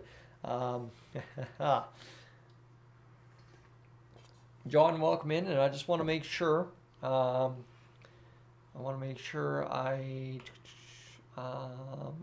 have caught everybody that's come in. Johnny, welcome in. I just caught you in there in the late part, sorry, and I think that's everybody that's been into the chat as of yet. X, welcome in as well. Thank you for the kind comment. I had seen that earlier but didn't have a chance to mention that. And Roland, welcome in, cheering for the Bruins to win the Cup. Like I said, I want the Bruins Oilers Game 7. From there, I really don't care who wins. Kings, first opportunity on the power play, denied there by the Oilers. And then the Oilers, of course, finishing this past season with a bottom 12 power play, 77% on the year, but still a pretty good power play, all things considered how it started. Or penalty kill, sorry, as this one's going to be worked by Kempe. Looking to try and get it across the Oilers' blue line, but instead fought back by the Edmonton Oilers. Alana, welcome in. Glad to have you again. As we've only got 3:36 remaining here in this first period of play. Go to your surprise right there. That's crazy. $1:22 remaining in the Kings' power play, and they get across the blue line for the first time, other than the face-off in the zone, as this one will be worked back to the Kings' blue line. Now crossed over to Kopitar. Kopitar's going to play it down low. Can't get it going, and now back to the high point. Doughty across the far side. One-timer shot saved by Skinner. And let me tell you how much more comfortable I am having Skinner in net than potentially Mike Smith, because Smith always made every save look like a battle. Shot blocked in front there by the Kings. 97 mile an hour on the one-time slap shot by Anze Kopitar. Kings are pressing here on this power play, but they're still unable to solve anything as of yet. And 2:50 to go here in the first period of play. We've got less than 40 seconds remaining in the Kings power play, as this one's tipped off the stick by Kyler Yamamoto. The Kings can't keep possession for the time being, and they now fire another shot from the blue line, blocked in front again. The Oilers doing a good job just getting in front of shots all period long. I would hate to see the block shot totals, as that's another one there by Matthias Janmark. 2 in a row flipped off the boards by Matthias Ekholm. Down the ice, 15 seconds to go. Oilers going for a line change. Kings tried to catch them, unable to do so. 2:16 to go here in this first period of play. Near side boards now, as Gavrikov gets the tip in from Grundstrom, and Stuart Skinner will cover up. And now Darnell Nurse is going to pile up, and there's going to be another scrum in behind the Oilers' net, as it looks like somebody has taken a player right down to the ice. And I am sorry to say, but the Oilers are absolutely bullying the Kings to begin this hockey game. That is the only way I can put this to you, honestly. Is Ali, welcome in. And D, welcome in as well. As you're a little worried Connor McDavid has no points yet. Well, I could be fair with that. Definitely a tough go right now. And I did miss as well. Trippin, welcome in. Glad to have you along as well, and I think we haven't missed anyone else as of yet. We should be good to go. We should be rocking, and that, of course, is a lot of love for Matthias Janmark on the bench there. He's got his hand on some ice. He's going to be bumped and bruised. But yeah, the Oilers have been out there absolutely bullying the the Kings all over the ice here to begin this period. Just my honest take. I don't think I've seen the Kings really have one play where they just dummied the Oilers somehow, some way, as that's a shot fired off of Stuart Skinner. He makes the save. We're inside the final 2 minutes to play here in this first period of play, and that is fantastic to see. The Oilers committed to that defensive game. That was the biggest thing missing in game ones last year. And right now up 2-0, really working their lead right now into possession. Connor McDavid getting ready to get going. That's going the other way, as he's going to get across the blue line, skating around behind the net. McDavid back to the blue line, now near side to Vinny Desharnais. He fires the shot, looking to drift it through Korpisalo. That one couldn't do it. This one continues to battle, and now back down low behind the Kings net. Nugent Hopkins throws a hit. The shot fired up by Roy. This one back into the middle of the ice, and with $1:15 to go here in this first period of play, friends, we are just about done with that first period of the Stanley Cup playoffs for the year 2023. And linesman picks up the stick in the Oilers zone. Of course, the Leafs get underway against the Lightning tomorrow. That is the big one, as that's a shot fired save made off of Warren Foegele. That one just developed right down the wing. Vinny Desharnais blows a tire. The Kings back the other way. What a back check by Warren Foegele to break up that play, and the Oilers transition back the other way. Flipped in by Evander Kane. He'll come absolutely chugging in, fire it up against Kempe, as they will throw a couple of nasties. A one-time opportunity in front there from Nurse. Scramble in front again. The hit's 22-11 for the Edmonton Oilers so far to begin this hockey game. And like I said, the Oilers are absolutely bullying the Kings to begin this series, and that's what I wanted to see. We know we've had a lot of fun with that. And this again down low into the Oilers zone. 16 seconds to go. Banged off the boards The Oilers will work it up into the middle of the ice. This one now cut off there and fired in to the Kings zone. First on it is Clem Costin. He'll absorb contact, knock his man down. Janmark back to the blue line. That will do it for the first period of play, my friends. And the Edmonton Oilers lead 2-0 after the first period. It could have been 3-0, and now we got nasties in front of the net still, as Costin's going to grab hold of Edler. And these two teams, I tell you, this is about as good of a playoff series as we're possibly going to get for a first-round opponent this year. Both teams not impressed with each other from this season, last playoffs, and of course the history of being Pacific Division foes. And this is turning into an instant gem already here in Game 1. Don't mind me. I'm loving it. Friends, I'm going to throw you an ad right quick. I'll be right back up from upstairs. But if you haven't had a chance yet to hit that subscribe button, now would be the time. Surprise me, shock me for when I come back downstairs. I'll be back in a few minutes' time. Just going to take a bathroom break, take some time to refill the water, and we'll get going. And we're going to check the cupboards for some Oreo cookies. Yes, indeed.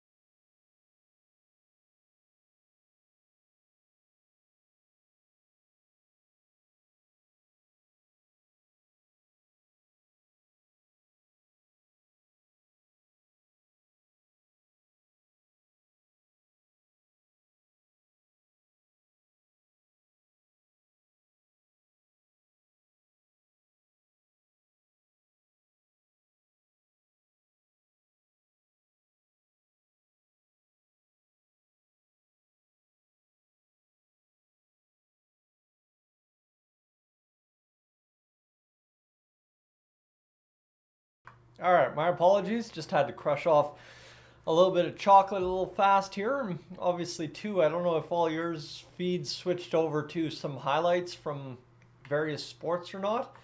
That was kind of weird, so I'm going to try and find the Oilers game one more time here.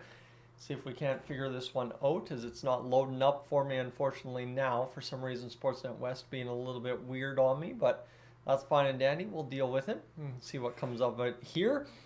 As that's where we're at right now. Morley, welcome in. AJ, welcome in as well.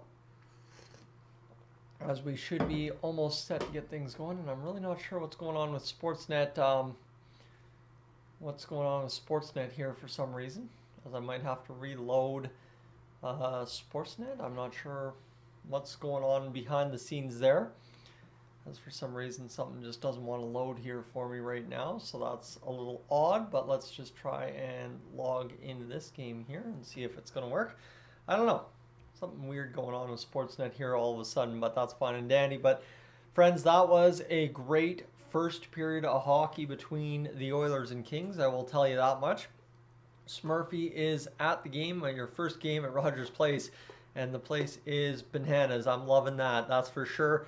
And Ziggy, you're from Montreal and you stay up all the way late just to watch Connor McDavid. Well, I can appreciate that. That is for sure.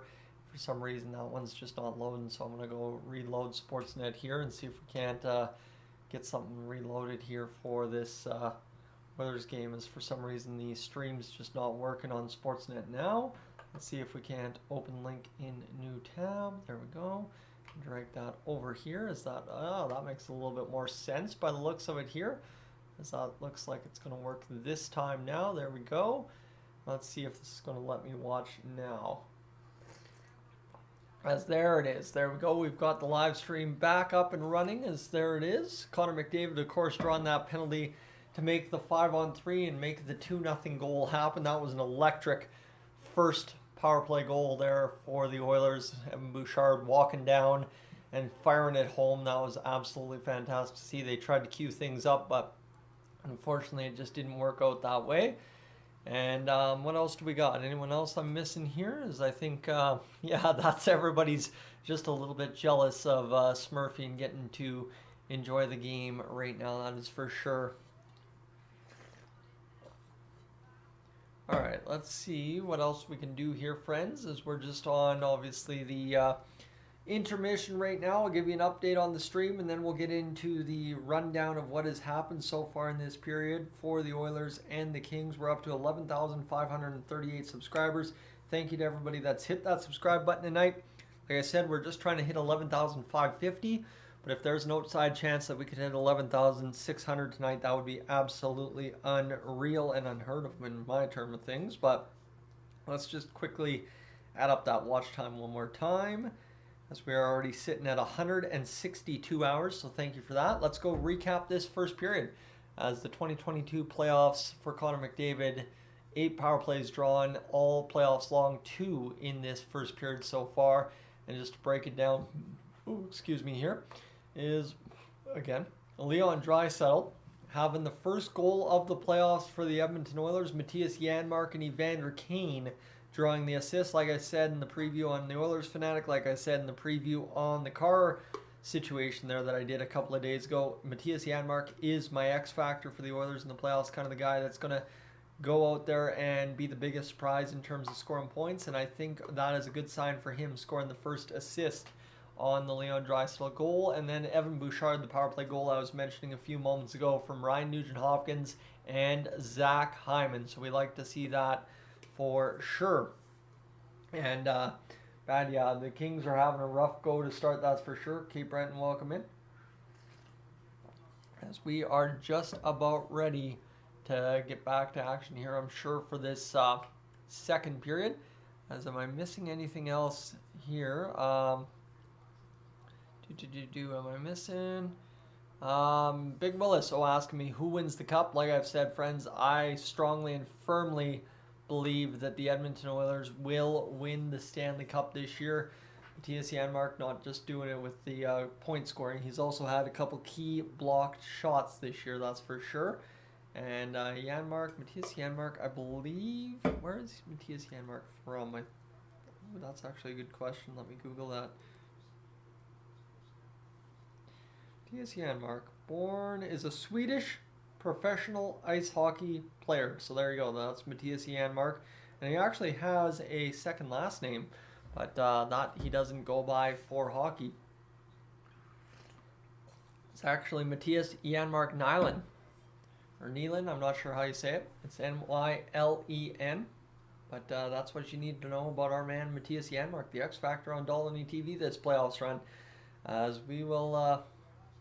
we should be getting ready for this one here soon.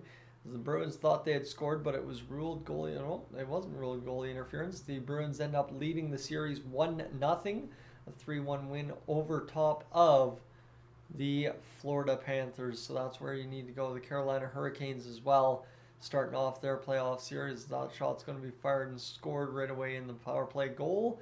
So the Carolina Hurricanes get things started for sure, and that's kind of the exciting part for them, is they're in the dance. The Bruins are in the dance. There are a ton of teams in the dance this year that could be interesting opponents for the Oilers. Bruins, Islanders, and of course Canes, all former Stanley Cup final foes, you could say. Okay, Breton's cheering for Sidney Crosby, who is not in the dance this year. And that is where we're finding ourselves right now, friends. We are just waiting for this game to get back underway, because that was a fantastic period of hockey from the Oilers. We would love to see more of that. And oh yeah, that crowd in Dallas is absolutely ugly. That is for sure. A lot of green, and you really can't tell who's a Wild and Dallas Stars fan. Is the Stars in Dallas looking to trade goals here so far, and Dallas up on the power play here, 1-1, and they fire a shot home to make it 2-1. That's a C&I shot there from Jason Robertson. But I'm not sure I'm a fan of the ESPN graphics that we have for these Stanley Cup playoffs. So it's 2-1 for Dallas right now over top of Minnesota.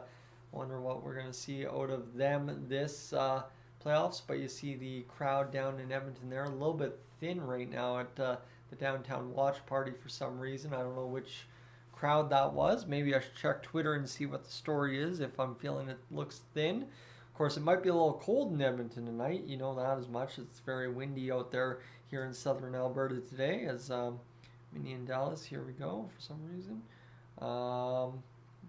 Anything else? Don't know. Edmonton absolutely dominated that period. Yep, that's a fair report on Twitter.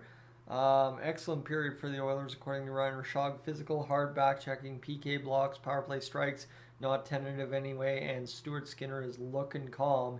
Yes, indeed he is. And right now, as it sits for the Edmonton Oilers, things are looking all right so far. Don't think there's anything else we need to know here. Tremendous effort by the Oilers in the first. The backtracks from the forwards are noticeable, namely from McDavid and Warren Foegele in that period. Excellent awareness to get sticks in lanes. Nurse did that on the power play for the Kings. That he did. And for some reason, my Twitter photos are loading weird right now. I wonder what that's all about. That is a really weird go for some reason. And that's where we're sitting right now, I guess you could say, as there doesn't appear to be really much else to say here in this first period. It looks like maybe there was a Dallas-Minnesota line roll. I'm not sure what's happening there, but I guess Jeff Merrick tweeted out Dallas-Minnesota. Here we go. A little bit of Central Division hate, and Marvin, you're cheering on for the American teams to win because you don't want the NHL to force it to happen for the Canadian teams. Like I said, I'll take whatever happens here happening, and we'll see what the Oilers can do in this second period of play. That's for sure. And what else do we got? Anybody else throwing anything in? Yeah, actually, we are currently at 94 likes. So if you haven't hit that like button as of yet as well, that'd be greatly appreciated. Then we can hit that fine and fabulous 100 likes on the stream, and then we're good to go. Let me quickly as well. Sorry, this intermission is drawn out. That's just how amped up I am to get back to the action. I really want to go see this period get underway here because that was a really fun first period. Now let's make it count.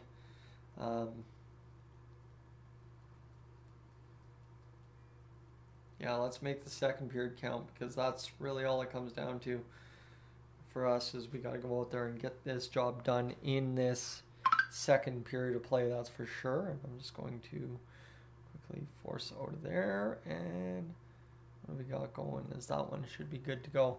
So that's where we're at right now, friends, is we're just still on commercial break, waiting to get back to action here between the Oilers and the Kings. We've got the big board, and then we should be almost ready to return to action here in a brief moment, hopefully. As where is my man Jivan? I appreciate the stream because you're sick in bed, unable to watch the games. You're here listening, Jivan.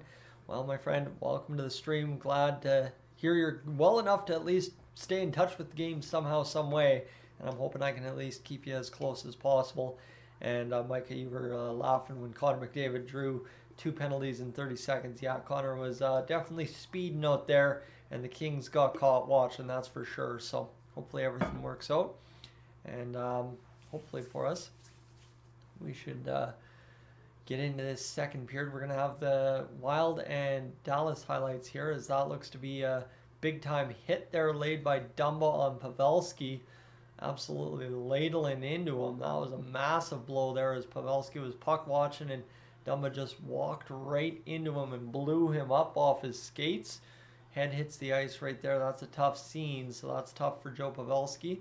But I don't know if that ended up being a major or not for the Minnesota Wild. But Joe Pavelski looking all kinds of shook up there. That's a scary scene there. Like I said, we had our own scary scene. That first potential goal for the Oilers that got waved off.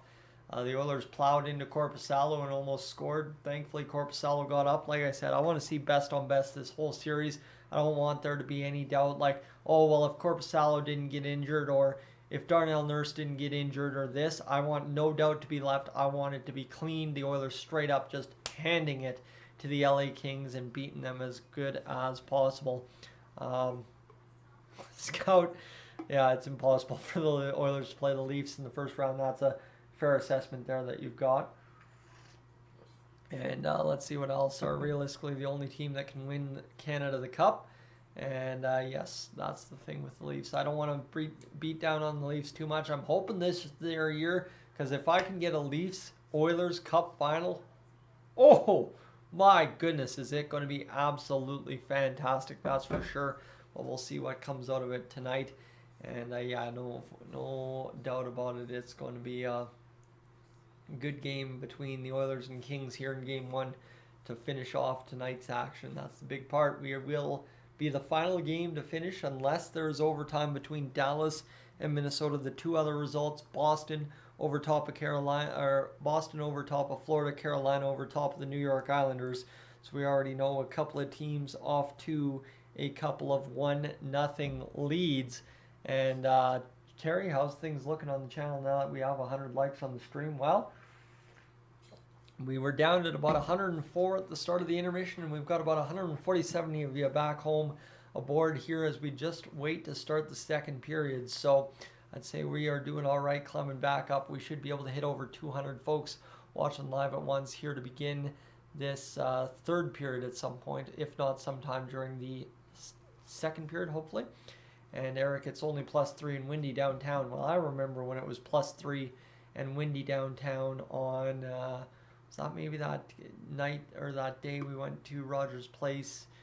And no, you know what? It would have been the home opener, or no, it would have been the season closer last year. Sometime in there. I remember being downtown Edmonton when it was miserable. I think downtown Edmonton's always miserable nowadays, but you get my point. It was not the nicest of days out, and I managed to get out there and enjoy a little bit, meeting some Oilers players for the first time. So that's where we're at. I wish I had more time, because I just shut off the mic and have another mini egg. That's what I actually found for chocolate upstairs. Checked my chocolate cupboard, and I found a little package of mini eggs somewhere. So that's where it is. And Bad, thank you for the kind words there, as I do appreciate it. I do this amateur hour out of my basement, and then professional hour out of some amateur rinks here in the Alberta territory of Canada. So that's where we're at. I have never called a game outside of Alberta, actually. That's a fun little wrinkle to my play-by-play history. I've never called a game outside of my home province here in Alvin. If I've ever been to Lloydminster or Bonnyville, I have frequented both frequently over the course of my life. Of course, if you want to go to the big city, if you're from Cold Lake, you go to Lloydminster. They got a Hyundai dealer there. And if you want to go to Bonnyville, just to go to a different grocery store, you can go to Real Canadian Superstore in Bonnyville. Fun facts. Small town living back in the day. Well, friends, this is Evan Bouchard's highlight up on the TV right now. Firing home the second goal of the game. Back bar, and Glenn Gulutzan, 5th season as Oilers assistant coach, winning the vest for his power play efforts all season long. The best power play of all time. Here we go, Glenn Gulutzan on the bench for yet another Oilers playoff run. Friends, we are just about ready to get things started. And Evan Bouchard on the ice smiling off. He's going to have one heck of a playoff beard by the all said and done in June. I wonder if his facial hair grows faster than mine. That would be the question. I imagine his does, just based on the way his beard can look by the end of certain weeks in the Oilers franchise, as this one will be a face-off at center ice between, I believe, Connor McDavid and Philip Deneau.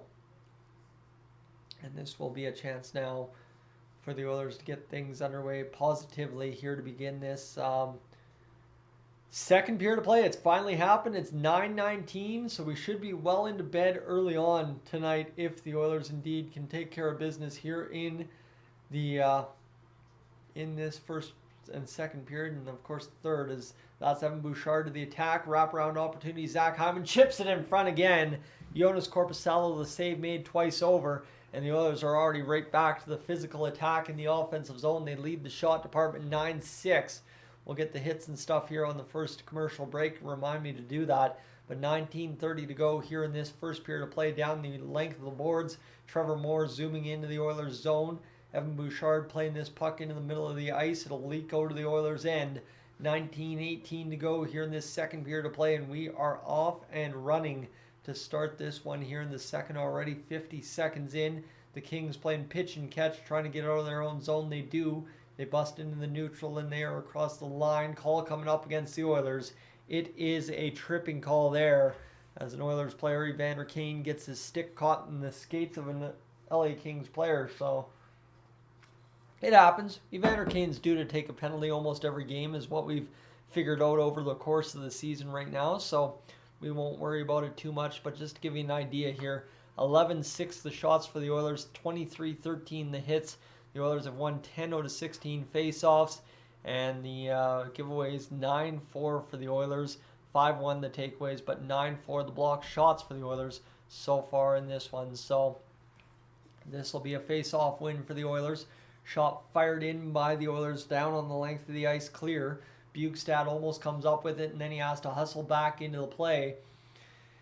As the Kings will hustle across the blue line, Kempe gets it across, and now he'll have it at the blue line. This one continues to get going. The shot towards the front of the net, can't get it through. This one works back into the middle as Kopitar feeds to the short side, and this one now to Kempe at the blue line. He'll go back down to the near side boards as Arvidsson loads up. He's looking for Doughty in front. The tip play from the back door for Kopitar didn't get through, and the Oilers able to smack it down the length of the ice. 18:20 to go here in the second period of play. We'll have a length of the ice clear for the LA Kings, who will once again try and get started here on the power play. 1:08 to go in this first power play of the period for the LA Kings. Worked back to the point. Now I thought the Oilers might have a breakaway. Matthias Janmark couldn't get to that puck, and the LA Kings still without a dangerous chance. That one hops to the side of the net. Now this one recollected. Again, another chance. One-timer blocked in front off of Ekholm on Kaliev. Another shot in front. This one turned to a side by Stuart Skinner. And now with 40 seconds to go, the Kings are absolutely lighting up this power play. As this one a chance for Kaliev, cleared out as it is fired off his stick onto the tape of an Oilers player down the length of the ice and handled up the boards by Korpisalo. A Mike Smith-esque puck play there by Korpisalo. The Kings able to keep it in. 23 seconds to go as this puck finds its way around the boards. This one will be picked up here, worked ahead now as Ryan McLeod gets in on the attack on Korpisalo. He almost cut that puck off, couldn't do it. Kings whipping this puck around the zone, 10 seconds to go in the power play now as they will try and get things worked into the Oilers' end. Oilers active, sticks at the blue line. We're already 3 minutes in to this second period of play just like that. That power play whipped on by, and the Kings working it. Shot fired, save made by Skinner, now played back out to the point, and it bounced around back down low into the zone, and here comes McLeod skating into this puck. Kane's out there with him. The camera guys hugging in tight on the play.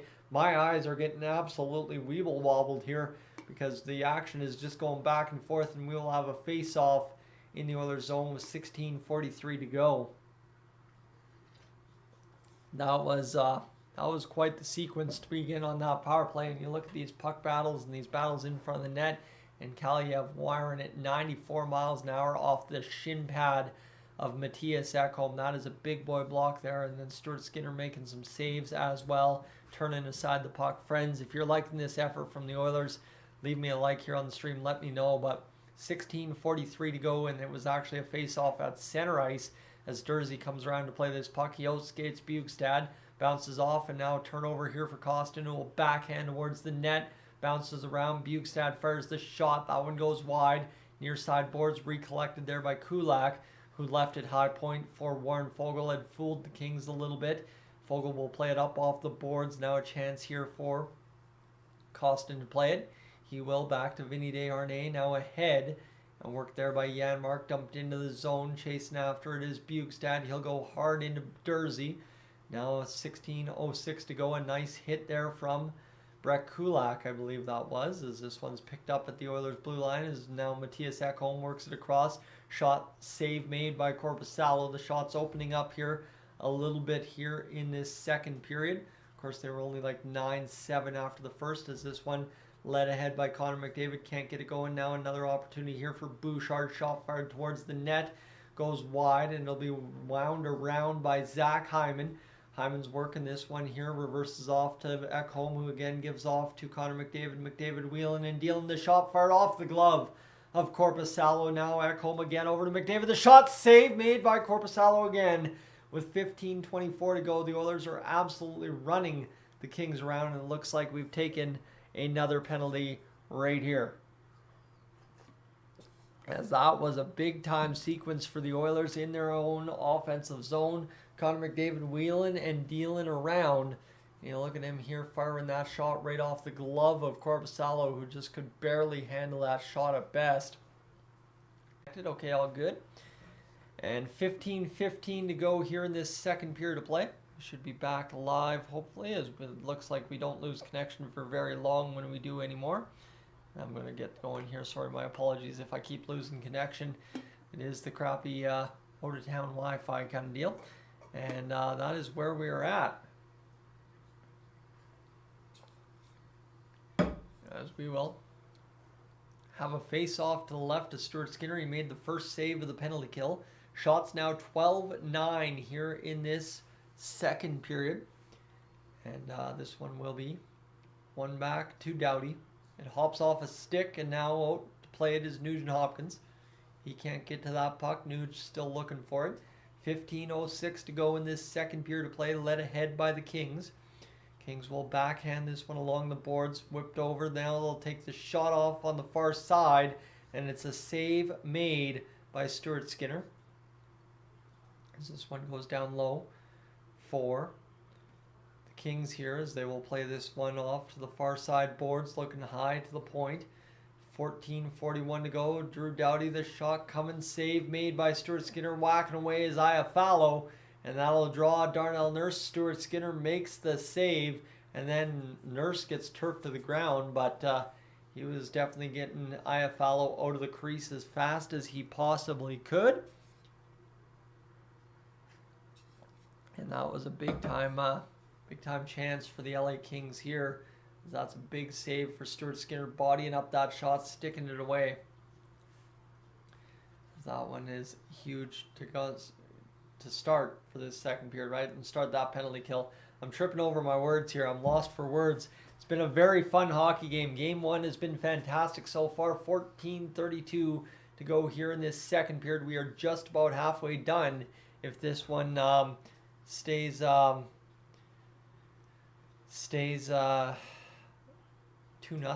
3-0, stays a lead for the Oilers. The Oilers don't go to overtime, I guess you could say. That's for sure, as this one is turned over for the Kings in the offensive zone. They're getting to work in behind the Oilers' net. This one back to the point. The shot clapped in front, blocked. And now starting back the other way, it's Janmark and Connor McDavid. Janmark down the ice. Shot save made by Jonas Korpisalo, who will play it off to my surprise. Back the other way come the LA Kings. They're across the blue line. Battling there is Brett Kulak. Battling the boards as Connor McDavid plays it around behind. This one comes back to the point. The shot fired. Save made by Skinner, or maybe not, as it goes in behind the net. Shot back to the middle. Dursey blocked in front. Coming out with it is Ryan McLeod, and Connor McDavid skating away as Connor. And Connor's looking for a call there as he'll skate into Dursey, try and knock the puck off his stick. Can't do it. 0-4 on the clock on the power play, so that means it's expired. 13:20 to go. Another penalty killed by the Oilers. 13:15 remains in this second period of play. 13-11 the shots, 2-0 the score for the Edmonton Oilers here early on in this one, as this second period is going to be a big time period. We won't be late into this hockey game until the third, I promise you that. As the Oilers see this puck around behind the net, the shot fired on Stuart Skinner, blocked in front there by the Oilers, worked out now to Kaleri Yamamoto, 2-on-2 back the other way. Here's Zach Hyman to the attack, backhand drift into the glove of Jonas Korpisalo, who makes the save, and we'll have another stoppage in play with just over 12 minutes remaining here. And friends, once more again, I know I appeal quite a bit, but if you're new to the channel, what I want you to do is consider hitting that subscribe button. I never know who I'm hitting with this ad, so if you're new to the channel, definitely, and you're enjoying the play-by-play, if you're an Oilers fan, Kings fan, doesn't really matter to me. Be kind, hit that subscribe button, and I will catch you in a brief matter of moments. I'll leave the scoreboard up, I'll mute the mic, I'll be right back. I refill my water, that's what I was going to say before I cut myself off.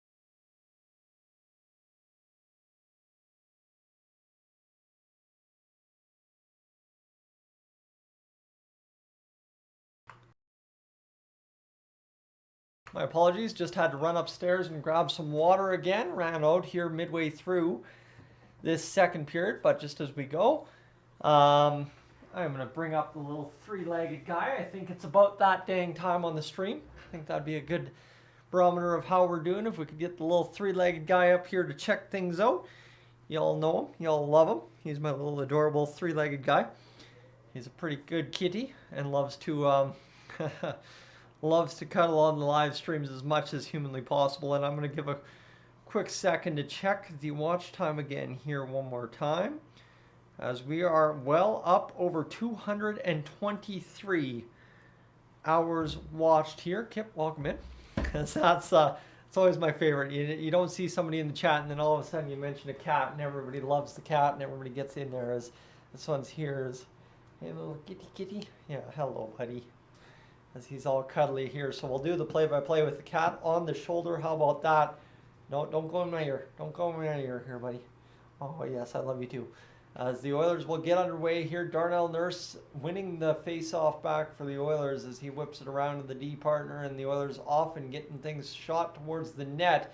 Yamamoto battling this one back to the point.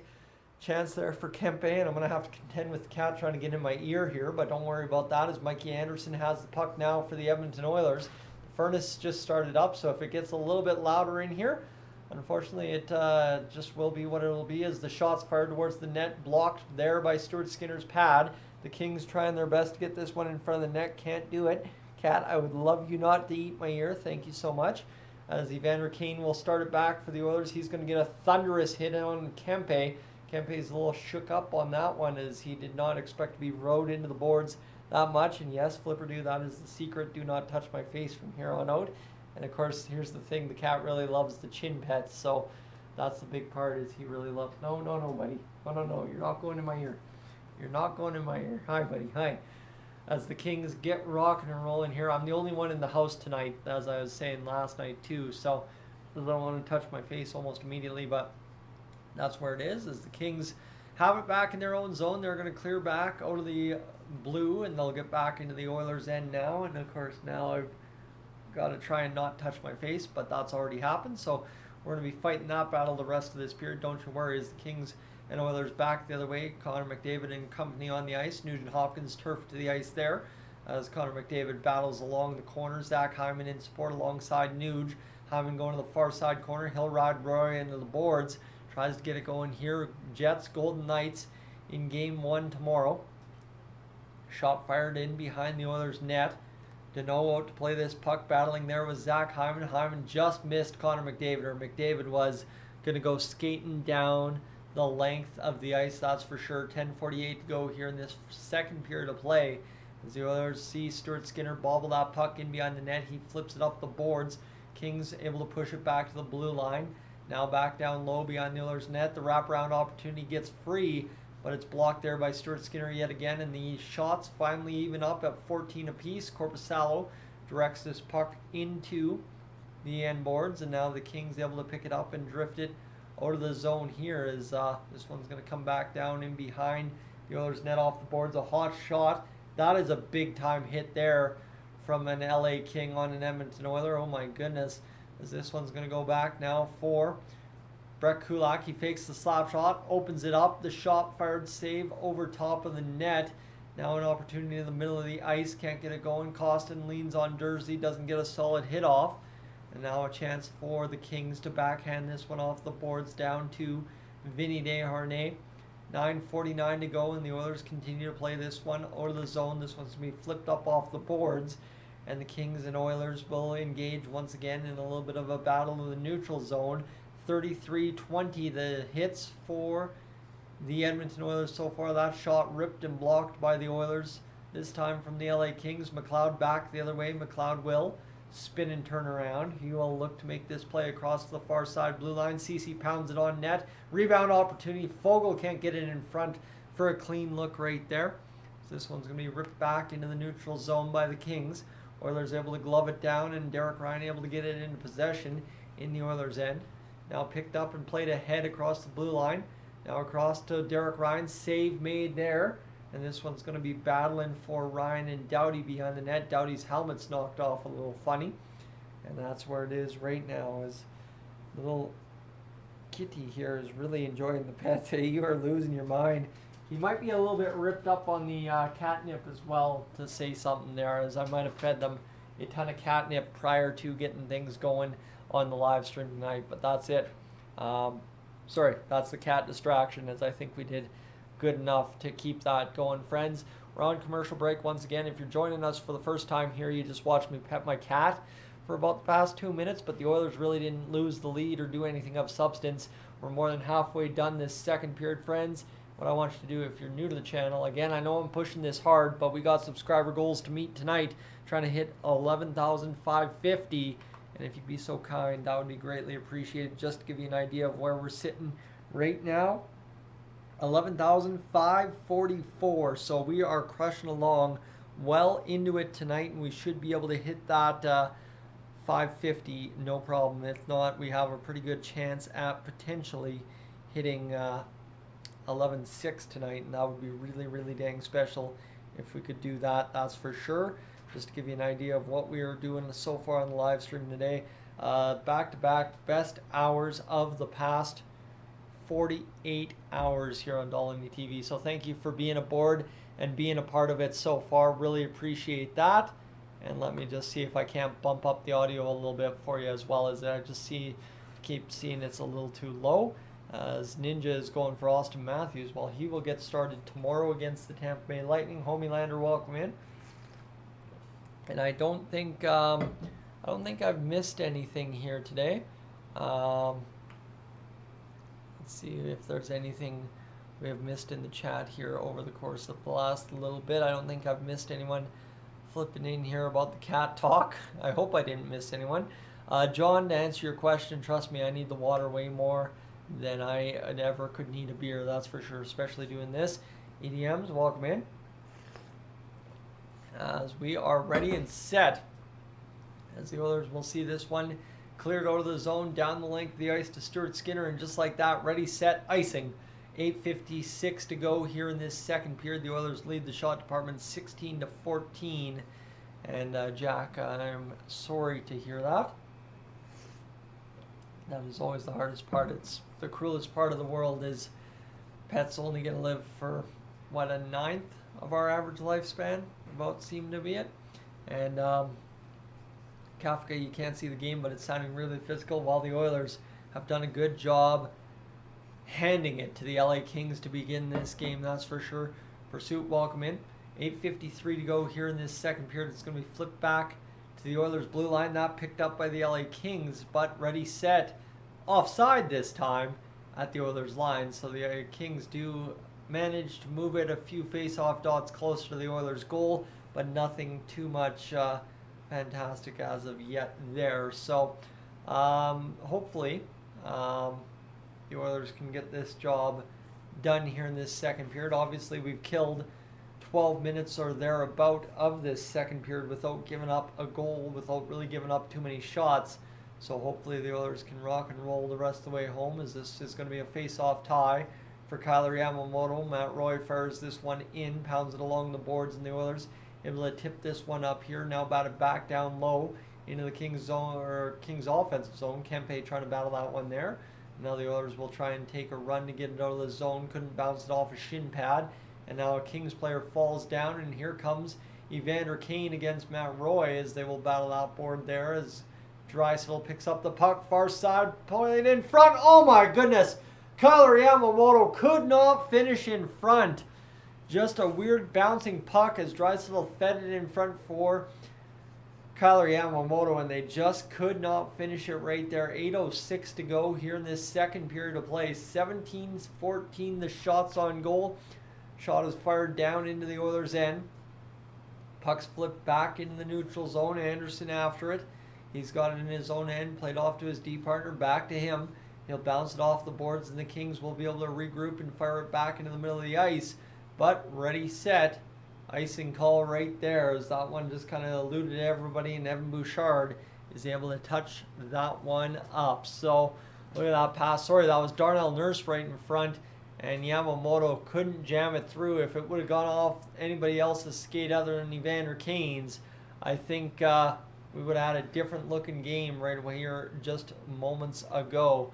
The Oilers were that close to getting it done. This face-off, one back for the Oilers. When a good keep there at the blue line by the right-hand D.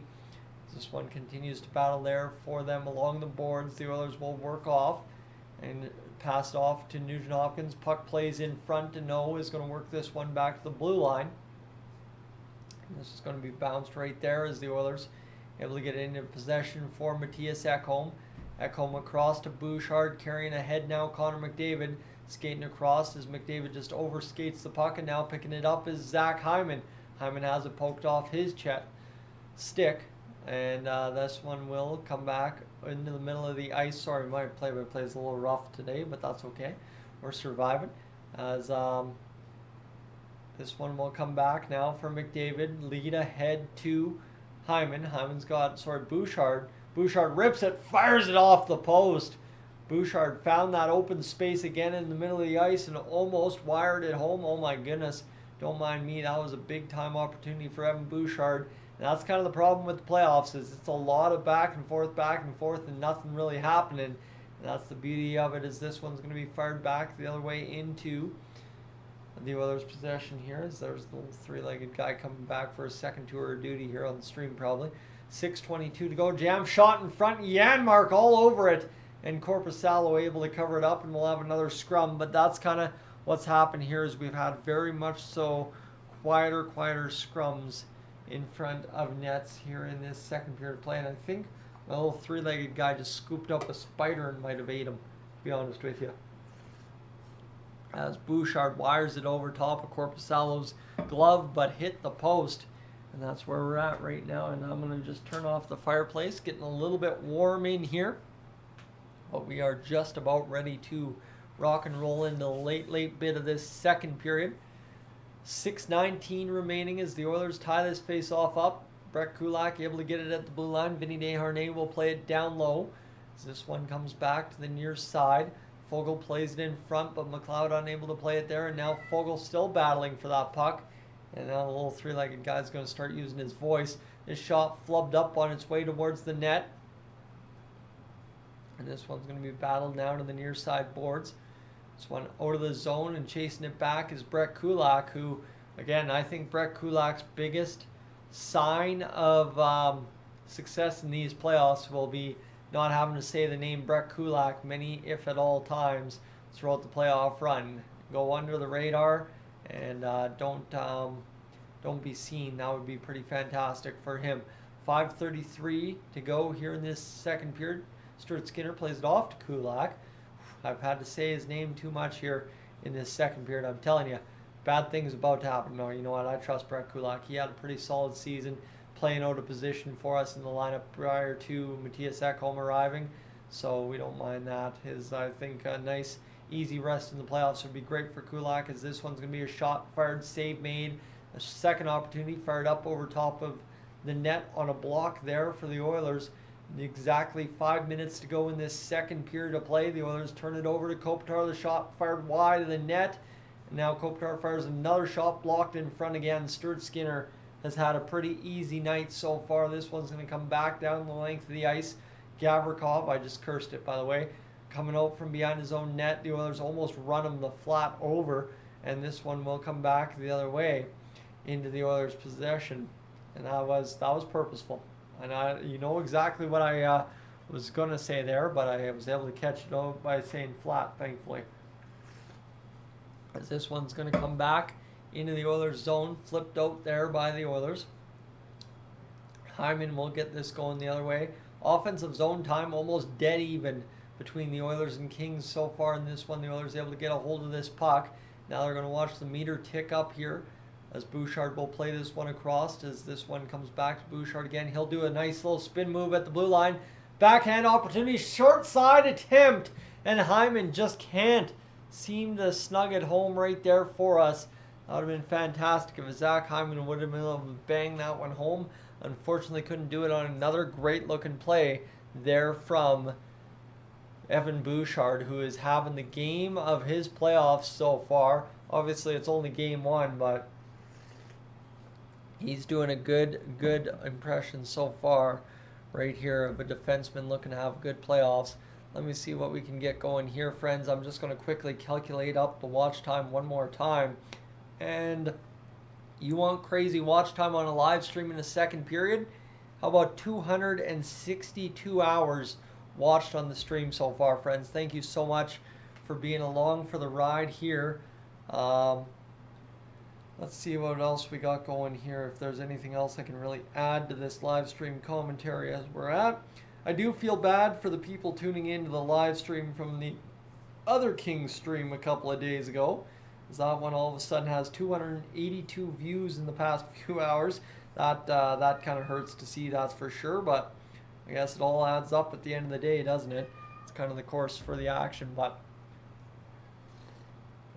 we have just about crossed over. Actually, we have 3.5 minutes average view duration on the stream. So, friends, we've had a lot of you tune in tonight, but that means a lot of average view duration as well. So, I appreciate you guys sticking along for the ride. If you haven't already, hit that like button. Definitely do that. And one more time, I'm going to sneak this in here. If you're new to the channel, you've enjoyed things so far in your few minutes watching, don't feel any pressure to throw anything in the chat. Definitely don't have to. Kind of see what's going on in there. Everybody chatting amongst themselves. It's a great time. Take your time getting in there if you want, but if you want to hit that subscribe button, come back to the stream, that would be greatly appreciated, my friends, that's for sure. And it looks like I might have something coming in from down south of the United States right now, so we'll wait to see that. But Robert, welcome in. And yeah, everybody's getting going. As George, welcome in as well.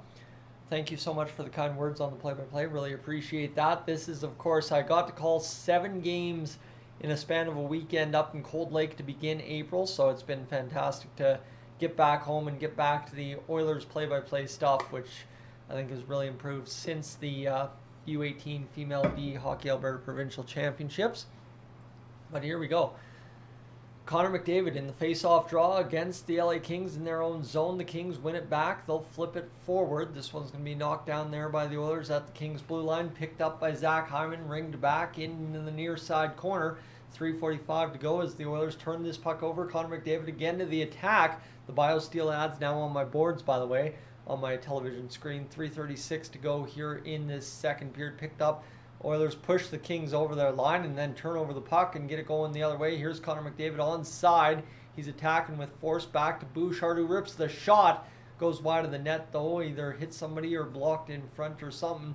This one's going to go bouncing around, and Evan Bouchard will backhand this one into the crease. Battled there, 3:14 to go in this second period. Bounced back across for the Kings. They will turn back and get knocked off the puck briefly by Evan Bouchard, who's going to, well, again, finally knock a man off the puck. And then the Kings, trying not to take it too many men like almost earlier, are able to force this one back into the Oilers zone, take a shot off the side of the net. 2:54 to go here in this second period of play. Back to the shot. Battles in front, battling still. And this one's going to be worked out now by Matthias Janmark with 2:44 to go in this second period. Clint Costin takes his man down. played ahead by the Kings on the recovery. They're back across the blue line. This one now skating in down deep into the Oilers zone, continuing to battle to the near side boards. The Oilers will flip this one up off the glass and battle there for the Oilers to the near side, where Bukestad has a brief moment to skate with it. He will try to get down low to the face-off dot in the Kings zone, instead able to flip it down where Costin has to come out to play a body. Bukestad plays the body, and then again Brett Kulak activates. And now that'll free it up for Bukestad, across over to Vinny Desharnais. Vinny Desharnais off the boards around the zone, and Kyler Yamamoto picks up near side boards in the Kings end. I thought the Kit Kat Pops were just about to freak me out, as this one is shot fired, blocked in front by Dursey. The Oilers scrambling up the Kings in their own zone here on this sequence. This one comes around to the near side boards, continuing to battle here are the Oilers, and they will regain possession. And here all of a sudden the Oilers have kind of once again regained the momentum in this game here over the past few moments, getting the job done. This one back to the front of the net, battled off the stick of the Oilers, but the Kings looking lifeless to try and do anything as they ice this puck length of the ice, and that will be another stoppage in play here. And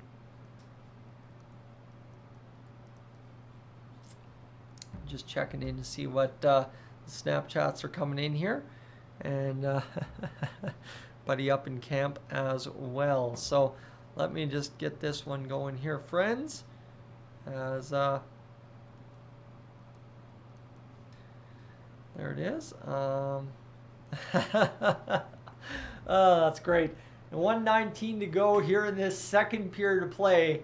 2-0 for the Edmonton Oilers, as Draisaitl and crew just couldn't fire it through the middle of the ice in on net there cleanly, as Draisaitl kind of finds that puck and then just backhands it, not really strong on net. Korpisalo the save, and that's where it is.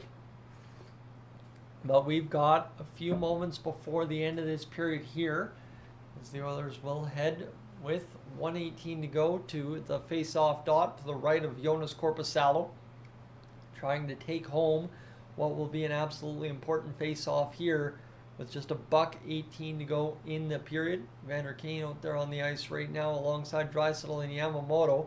Yamamoto skating towards the puck. Kane can't reach it with the middle of his stick. Doughty will see this one ripped towards the middle of the ice. Here's a now puck played for the Oilers, and it looks like right there Vander Kane might have caught a guy up high. He is hot. He's furious with the referee here, battling for it, and he's coming over to talk to the referee as he's saying that he caught somebody up front and up high with the stick. So Yamamoto battles Kempe back, and then Kane whacks Kempe up in the ear, neck, mouth area. That was a pretty violent whack. I get it. I get why that's a penalty. I don't know if that's a playoff penalty or if that's a regular season penalty, but you know what? If they're going to call some holdings on Connor McDavid, I'd expect calls to come against us. So with $1:03 to go in this second period, the Oilers will face the Kings in their own zone with a 2-minute power play up for the Kings. And this one will be a face-off now, as Ryan Nugent-Hopkins able to pick it up and fire it off the boards. Kings power play 0 for 3 so far this game. 54 seconds to go in the period, as the Oilers will just try and wind down the clock here as much as humanly possible. 46 seconds remain here in this second period of play. This one worked across the blue line. A shot fired towards the net. The Kings player absolutely bails on it. I mean, just toe-picked and lost an edge and went flying for a second there. The Kings at the blue line able to pick this puck up. High stick there, and they are going to call that another penalty on Connor McDavid, as that is a tough penalty for the Kings. And that'll be 4-on-4 for the next $1:26. A random turn of events there for the Oilers. A good random turn of events there for the Oilers, but wow. Kings can't stay out of the box, nor can the Oilers. I know they were saying about penalties being drawn, but that's a big time draw. And is that on Nugent-Hopkins, not Connor McDavid? Yeah, that was Nugent-Hopkins. My bad. I saw the 9 and I didn't see a letter or nothing. I should have known it was Nugent-Hopkins. That's my bad. My apologies. $1:26 to go here in this 4-on-4, as that's going to be wound up by Bouchard, shot wide, and that looked like an old playoff shot there, and the old style there from Korpisalo to try and save that puck, that's for sure. This one's going to be worked by Ekholm down the length of the ice, and that will be an icing call. That is costly with 14.1 seconds to go here in this first period of play. The Oilers face one last face-off, hopefully in their own zone. And that's the tall task now, is if we can continue to kill off penalties here in this third period, because we need to do it, that's for sure. 1:11 remaining on the 4-on-4. The Oilers will tie up the face-off. Ekholm will fire it around the boards, go length of the ice, up all the way to Connor McDavid, who was almost able to skate away with that puck. 5 seconds remaining. Chopped down there by Bouchard. It goes off the Kings into the far side corner in the Oilers zone. Time runs out, and that will do it for this second period of play, my friends. The Oilers, well, guess what? They lead 2-0 after 2 periods of play. You want your scoring summary in that second period? Not a thing in the net for either team. No scoring. Both goaltenders fantastic. Leon Draisaitl from Matthias Janmark is your first goal of the game for the Oilers. Evan Bouchard from Ryan Nugent-Hopkins and Zach Hyman, your second goal on the power play. Evan Bouchard ringing post and putting it home. The Oilers blocking the shots handily. 15-9 over top of the Kings. 22-16 the shots for the Edmonton Oilers. 37-25 the hits for the Edmonton Oilers. And oh, by the way, as well, 17-14 the face-offs for the Oilers. Friends, I'm going to run upstairs right quick. I'm going to leave you on the subscribe ad. I'm going to run a bathroom break. I'm going to run some more water. I'm going to run some chocolate. And I'm going to get right back to you here in a matter of moments. If you haven't had a chance yet tonight to hit that subscribe button, I'm telling you, you definitely should right now while I'm upstairs as we try to hit that 15 or 11,550 goal. That's what the number is. I'll be right back.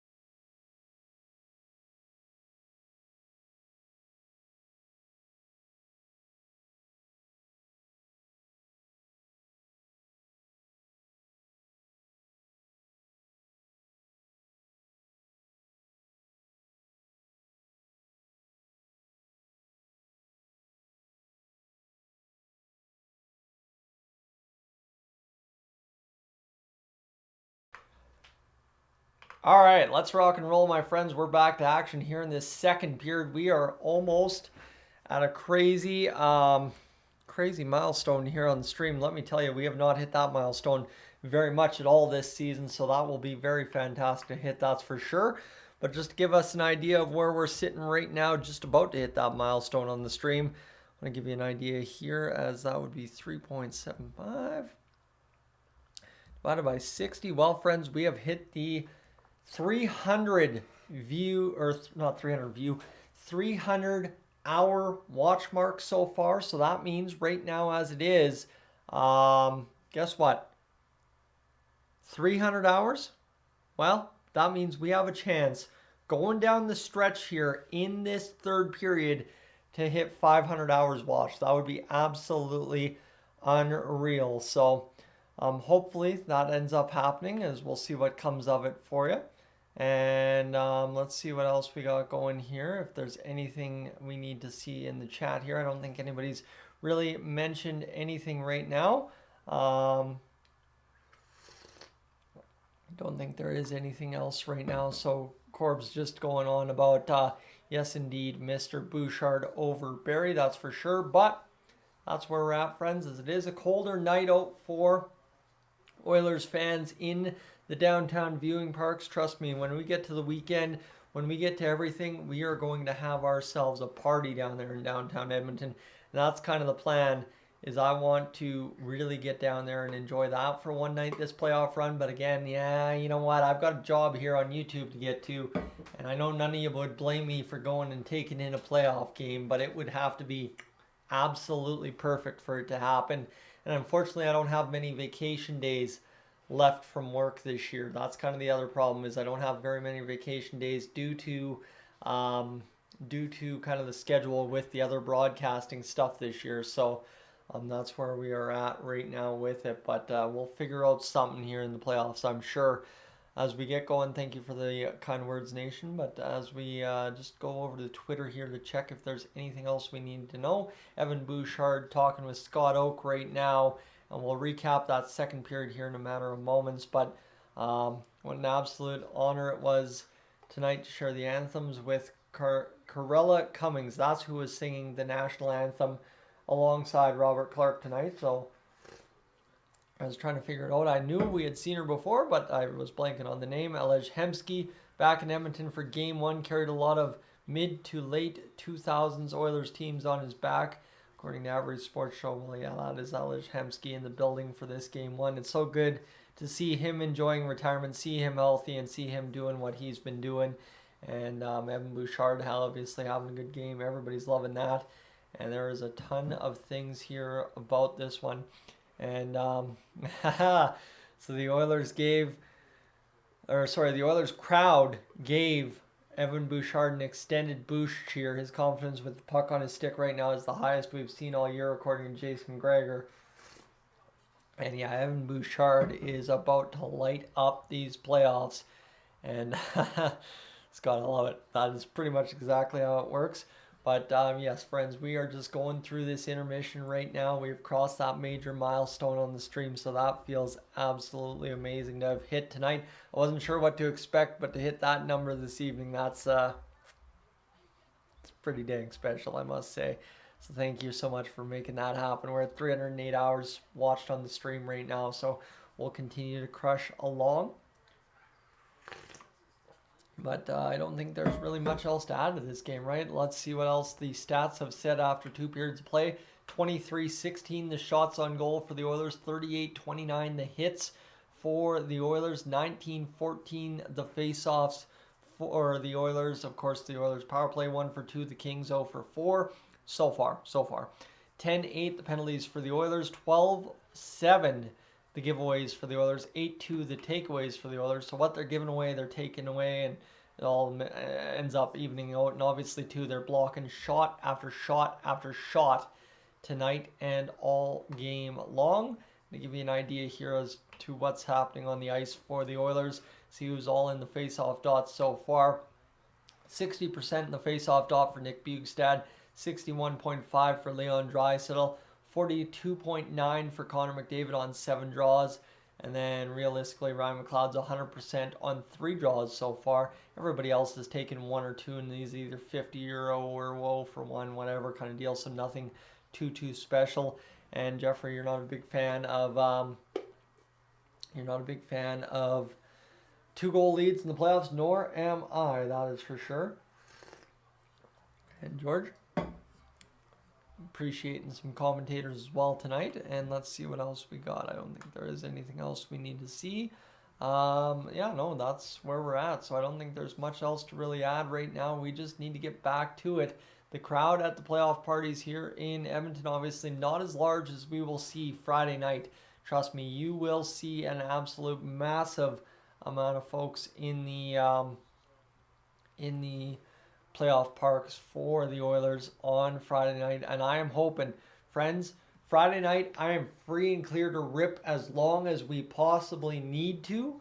And I will tell you what we will do there is if there's triple overtime, we will have all 6, 7, 8, 9, 12 periods, whatever it takes to decide a winner in that game. We will have it here on Dolynny TV because that is going to be an absolutely fantastic time if we can get some triple overtime on a Friday night on what will be also an 8 p.m. puck drop. But don't worry, I'm not too upset with that. An 8 p.m. puck drop's not going to mind me too much at all when we just want to try and obviously get as much out of these playoff streams as we possibly can. And we're still breaking down that Joe Pavelski hit. It looks like his own stick kind of whiplashes him in the head, to be honest with you, on that angle, as you're seeing this one here.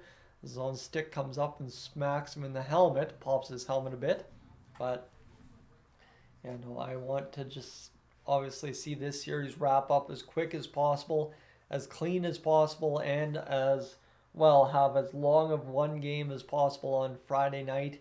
And then we get into Sunday and Tuesday and call it a day. And that's kind of what we're hoping for here, because that would be fantastic. Elliot Friedman talking things over on the desk now, flashing back to Joe Pavelski against the Vegas Golden Knights in April 2019. That was Cody Eakin just cross-checking him down to the ice and really hurting him.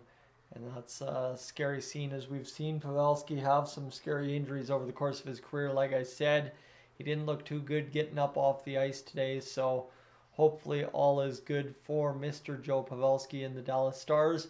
Obviously, yeah, do I want every other team to be weakened as we go into these playoff runs into the final a little bit? Sure, but I don't want to see guys getting hurt and career-ending injuries, and that's kind of the tough part here. So, Jules, welcome in as well.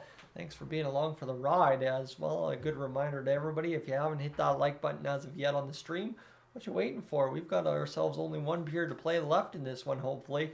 And definitely, if you haven't done that yet, we'd love to have you do that. We're at 130 likes on the stream. I imagine tonight we can probably finish somewhere around 165 if I actually remember to ask for it. So hopefully we get there. As let's see what we got going here. I'm just going to quickly again check something in the background about those subscriber numbers. See if we've hit that magic number as of yet. Let's go here.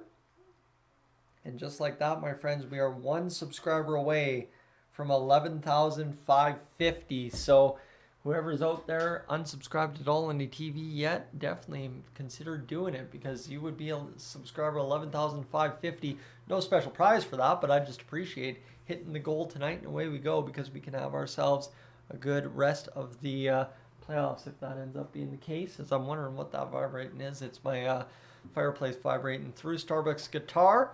Welcome in as well. The Oilers looking like the Globetrotters out there. Well, hopefully they come out looking the exact same way in this third period. Unfortunately, what was sketchy about that one was the second period, they kind of engaged more in the back and forth with the Kings as opposed to taking it to them, although that last few minutes we definitely took it to them a little bit more. Curse, welcome in as well. It's been a great game so far, and I'm hoping you're enjoying, as we are just about set. But Scott, you're going to bed. You think the Oilers have got this? Good night, sir. Have a good one. Enjoy some sleep tonight. And Jaws, this is definitely Evan Bouchard's coming out party. We are hoping this is Evan Bouchard's coming out party. Obviously, we've seen over the course of the past few years some Oilers players have some starring moments either in the regular season or in the playoffs, but we would love to see Evan Bouchard come into his own on the playoff stage right here, right now. That would be a well-timed addition to the lineup, that is for sure.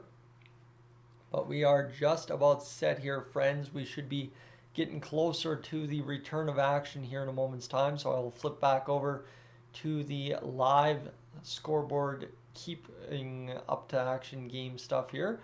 And as we are right now, it's 23-16 the shots for the Oilers, 38-29 the hits for the Oilers, 19-14 the face-offs for the Oilers, 10-8 the penalty minutes for the Oilers, 11-7 the giveaways for the Oilers, 8-2 the takeaways for the Oilers, and 16-9 the block shots. So just to tell you, the Oilers lead every major statistical category that Sportsnet tracks through 2 periods of play I do not know what to tell you. I wish we could have projected this team to be doing this right at the start of the season. Obviously, some of us hoped they would, but to actually see them doing this through 2 periods of play is absolutely unreal.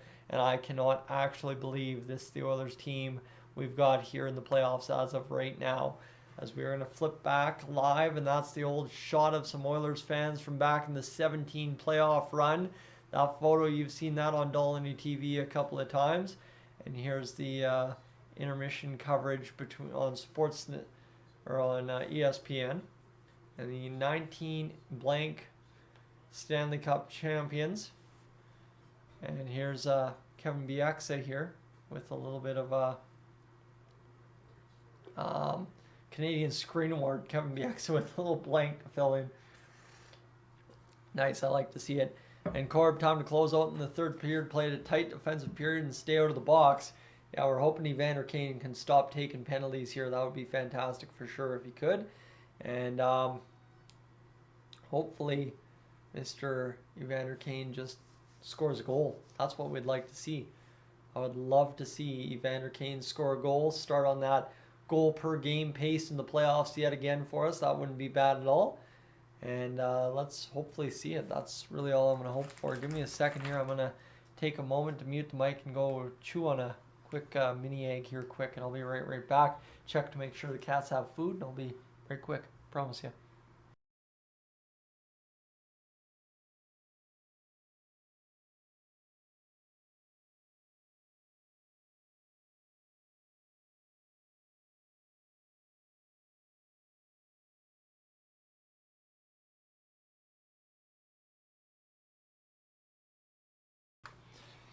There we go. Ready to rock and roll. The cats are still fed, so shouldn't have any weird cat flip outs here in the middle of the third period. Hopefully you'll be able to hear me no problem, as we are 4-on-4 to begin this third period of play.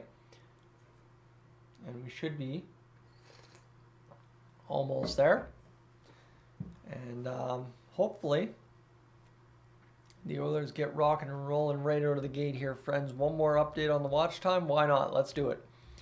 We should be able to rock and roll into this period. These commercial breaks are killing me, I'll tell you that much. And just to give you an idea here, we are at 329, 330 watch hours. So, yeah, 500 is realistically possible. And Eric, what subscriber number gets a special prize? I honestly could not tell you. I don't know where I'm headed. I don't know how I'm headed, and I don't know when I'm headed. But I guess that's a business decision to be made later down the road at some point here. I'll tell you that much. I will tell you, I know that somebody out there, I can't remember the name off the top of my head. I was trying to remember here earlier on tonight. Somebody out there has made me the bet that if the Oilers win the cup, they're going to tattoo my face on them. So if they do that, I think that, yeah, we're going to have to find some kind of special prize for that. But that is where it's at as we're going into this third period play. We can just start pulling up all the random stories from throughout the year, but we're hoping. Yeah, come because commercials suck, Oilers. I'm telling you that much. I am struggling with these commercial breaks. So on Sportsnet now, you don't actually get commercials. You get like 2 commercials, and then you get this loading screen that says live stream sports, Sportsnet now, commercial break in progress. 3 dots doing this kind of little pattern back and forth and back and forth and back and forth and back and forth. So that's kind of frustrating, and hopefully we get a few more commercials, because I honestly wouldn't mind a couple more commercials instead of staring at a blank loading screen all playoffs long. That's going to drive me absolutely nuts.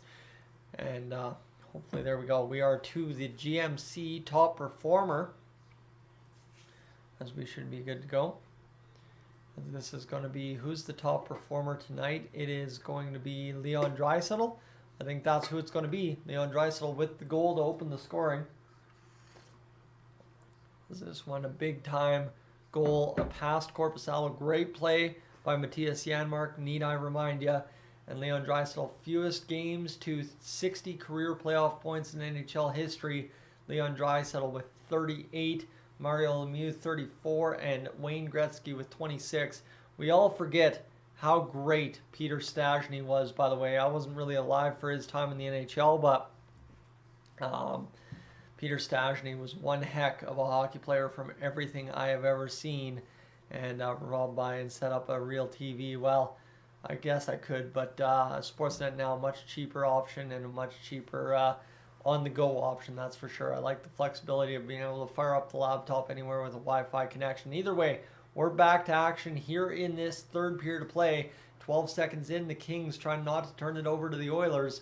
40 seconds remaining here on the 4-on-4 between the two teams, as there was just a couple of dumb penalties back and forth at the end of the second period there. Now the Kings lead away, trying to break down the middle. Bouchard able to deny him, and then he knocks it off the top of the paint as the net comes off. But Evan Bouchard just knocked away a tap-in goal. Oh boy, that was a big-time stop there for the Edmonton Oilers. That was huge. Wow. As that's just a huge clearing attempt there by Bouchard. He almost knocked it into his own net, but that was a crazy sequence there, and Bouchard able to tap it away on the backhand as Stuart Skinner sees Deneau sliding right into him.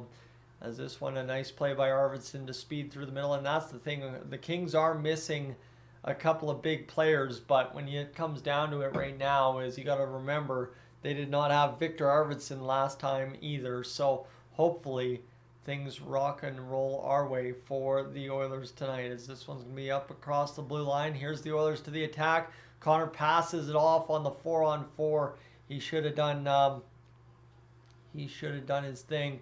So here's Kempe to the backhand, scores just like that. 4-on-4, good chance at one end, leads to a goal at the other, and it is now 2-1 for the Oilers over top of the LA Kings. David, welcome in. And we just need a big-time finish here. 19:08 to go here in this third period. And Connor McDavid, a good chance to do the 5-hole thing. Tries to pass it off. Gavrikov able to tip it out. And yeah, you know what? It's game on now, Vin, that's for sure. So this one goes backhand shelf on Stuart Skinner. At least now we don't have to worry about saying the word shutout. It's over and done with. Stuart Skinner, though, in his first career playoff game, able to go for the shutout bid for almost, 41 minutes. That's a pretty impressive playoff debut. 1 goal on 18 shots so far, by the way, as well. So Stuart Skinner definitely would love to have had that one back. The Oilers to the power play for 22 seconds, looking to get it back. Here's Connor McDavid as Leon Draisaitl across the line. He's going to get it back to Connor McDavid here, down low to Draisaitl. Backhand trying to shelf it up off the post, couldn't get it there. Now Nugent Hopkins, far side boards, shoveled off by Hyman. Kings are able to clear, and that will do it for the Oilers power play. Drifted in by the Kings into the Oilers zone, and we've got very few minutes to go here as Chester welcome in, as it looks like you're friendly of age. 18:16 to go here in this third period as it's back the other way. Coming across the line, picked up there by Vinny Desharnais. He'll flip it ahead. This one goes down into the Kings zone. First to it is Ryan McLeod, who feeds in front. The Oilers able to cut it off at the blue line. Pick it ahead. Here comes Brett Kulak, wheeling and dealing through the Kings zone. Kupari throws him into the boards, and now coming around to the near side. Nobody's home, though. So that puck escapes the zone all the way down to Stuart Skinner. And now for the Oilers, you don't sit back. You don't hold the lead. You got to get aggressive when the chance is there, and you got to clamp down defensively when you need to and go win this game now up 2-1. This one fired in. There's 17 and a half minutes to play in the third period of play. All that separates me from bedtime is about 11 o'clock on the clock as the Kings stay on side just barely. They're going to shovel this one down low, and this one continues to battle in the far side corner in the Oilers zone. Freeing it up is Matthias Janmark. He makes a defender miss, and it's a 3-on-2 back the other way for the Oilers. 4-on-2, 4-on-3, and everybody's now into the fray here in the Kings zone. This one worked around as Bukestad fires it to the front, but it kind of just waffled away from him all the way to the far side boards, where Klim Kostin fires it now to Cody Ceci. Back to the high point now. There's the one-timer from Bukestad. Wild shot. Big save from Jonas Korpisalo, and we've got 16:50 remaining here in this first period of play. Both teams actively engaged in a good hockey game, that's for sure. And Ace, please keep chanting the Kings are doomed, because I need it to be true. as that would definitely help us a long way into game number 2 on Wednesday night. Big save there for Korpisalo, that's for sure. And with 16:50 to go here in this third period, we are just about ready to rock and roll for this face-off. They're going to tie it up for a few seconds, so I'm going to quickly rock this right here, get the photo of that, and there we are. Good to go. And you're back from Patrick's Stream Scout. Well, I'm hoping it's good things over there. Stoppage in play as Stuart Skinner gloves a puck, so we're going to go quickly peek into Mr. Patrick and Toff's stream over there on the Oilers Fanatic. And it looks like we've got me suggesting myself. Okay, sure. Whatever, we'll take it. And Patrick's up there over streaming on his own end there, having a good stream, obviously. Getting a few people in there as well. Good to go. Glad to see that for sure. And this one's going to be flipped up off the boards and out of play by the Oilers. And Factual, welcome in. And this is going to be 16:34 to go in this third period. Todd McClellan trying to rally the troops as much as he possibly can here in this third period to get this game dead even. The Oilers looking to pull away and get the 3-1 lead in this third period. Leon Draisaitl bearing down against Andrei Kopitar, as this one's going to go back to the point. The shot fired, blocked in front, as Yamamoto will start out alongside another Oilers player. I think that's Evander Kane on the far side wing, but it is offside at the line for Yamamoto.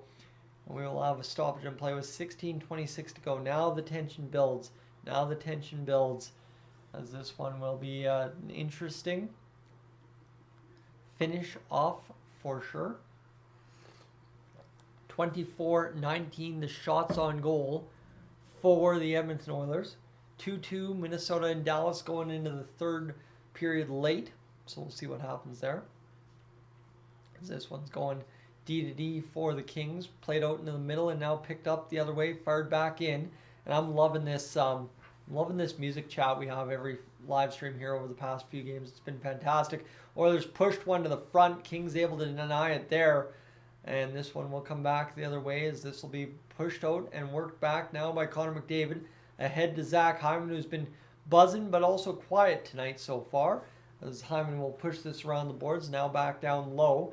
Hyman kicks this off the boards and Connor McDavid throwing a hit and kind of getting greasy with it. You like to see it. Getting around there, and Brando's welcome in. Got to see it, Connor, as well. This one will come back into the middle of the ice for the Kings as they try to get things going here out from behind their own net. As this one now to the near side boards for Edler. He'll work it up down the length of the ice over to Stuart Skinner. 15.5 to go in this third period of play. The Oilers and Kings engaged in a 2-1 hockey game. Fogle battles it off the boards to McLeod. McLeod able to spin it out of the zone. Derek Ryan able to check it out over there. Now to the near side boards, fired in and down in behind the net as this one will come back. And the Oilers try and fight this one out from behind the net with 15:09 to go here in this third period of play. Shot fired towards the net, can't get it going. Vinny Desharnais frees it up. Ryan McLeod now will chip it out into the middle of the ice. The Oilers try to work it down, can't get it done. And now the Kings once back into possession. So this is where we're at. This is where we are. Just kind of going back and back and back and forth and forth and forth as this one continues to be kind of one of those classic playoff games. Stuart Skinner sees that puck go up and out of play on the shot from the LA Kings with 14:39 to go here in this third period. And we will once again have another stoppage in play. And Connor, welcome in. Liam, welcome in, as I'm seeing a little bit of folks tuning in because they got bets on the game. I like to see it, and Big Willis, the Oilers blue is always going to be the best. So here we go. 14:39 remaining here in this third period of play. Stretch out the back here. Zach Hyman, 7 hits, 13 minutes, 2 seconds time on ice so far in this hockey game, as this one will be wheeled and dealed back by the LA Kings. Crossed off the skates, and now Darnell Nurse picks this one up. He'll backhand it off the boards. Batted there by the Oilers and up out of the zone. Kailer Yamamoto able to play it ahead. Kane chips it in. The wave is going around a little bit at Rogers Place, not quite emphatically yet, as Leon Draisaitl gets it across the zone, tipped in front. He regains at the near side boards, can't pick it up. This one now back for Cody Ceci with exactly 14 minutes remaining. Ryan's going for the Kings here, by the way, friends. As Darnell Nurse will get this one back in the Oilers zone. He's going to be content just to kill as much clock as the Oilers change as possible. Lightning versus Leafs. Reminder to set your clocks for that one tomorrow, 5 o'clock. You know, I'll be watching as much of that one as I possibly can. I just want to see what happens with the Leafs here, as this one's going to go back behind the Kings net. Derek Ryan trying to play it off the boards, couldn't do it. This one back the other way now, and we've got 13 and a half remaining here. I will be talking about the clock as much as possible, because the more we speed that clock up, the more the Oilers get closer to a Game 1 victory here against the LA Kings. 2 Kings fall down behind the net. Matthias Ekholm still can't come away with the puck. Deneau trying to separate it. Nugent Hopkins to the near side boards. 13-14 to go here in this third period, as the Kings backhanded across. And this one again, a fall down there by Bouchard. And there are just players falling all over the ice here in the Kings and Oilers battle, as this one comes back the other way now. Connor McDavid getting the Jets going. He'll backtrack behind the net. 12:50 to go here in this third period, as the Kings and Oilers battle along the boards. This one worked back and played ahead now, as the dog is all kinds of screwed up as well. I've moved his bed around down here so as I can keep better tabs on him, since I'm the only one in the house. 12:38 to go in this third period to play. This one's going to work in front. Kupari can't handle, and the Oilers able to turn it over briefly.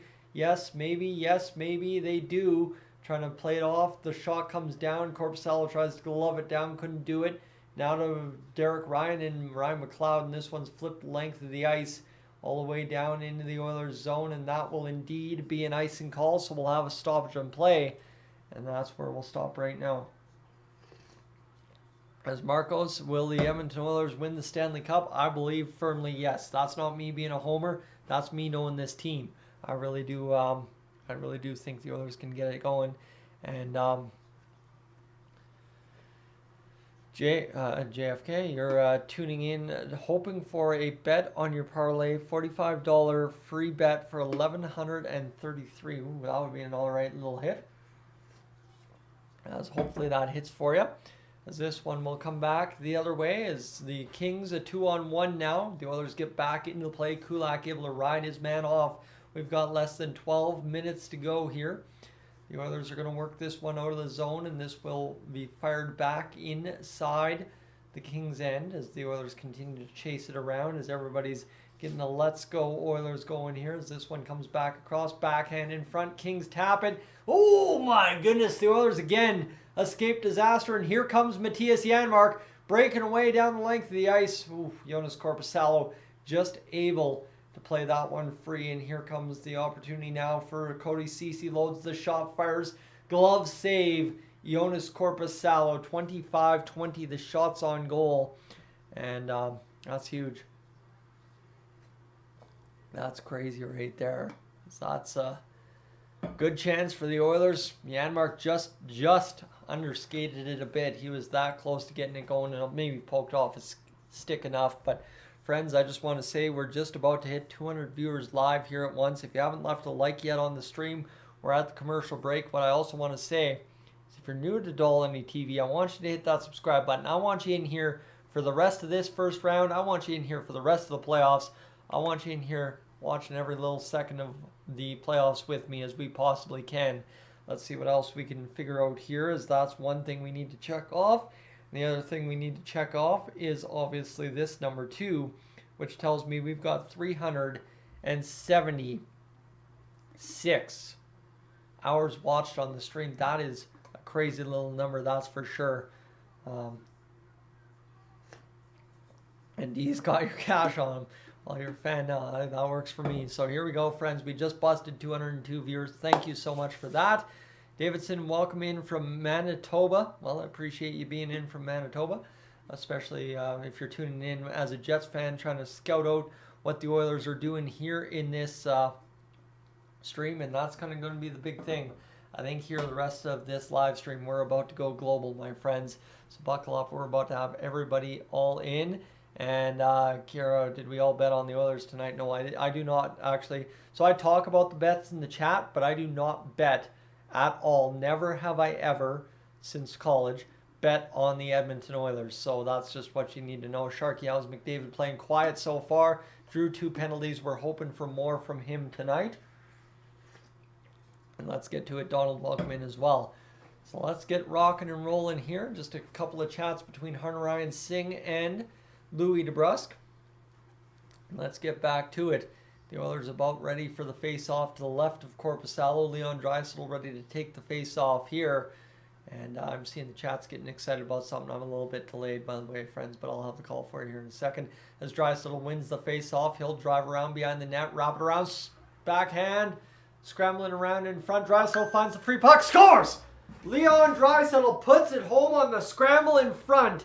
And just like that, the Oilers take the 3-1 lead. I knew it was happening, but that one just seemed sketchy and suspect. But the Oilers able to score a big goal, and there is a big-time crowd now outside of Rogers Place cheering on for this game. Leon Draisaitl in the scramble. He wrapped it around the net. It scrambled up. He wrapped it around off the face-off. Backhand on Korpisalo. Kicks in front.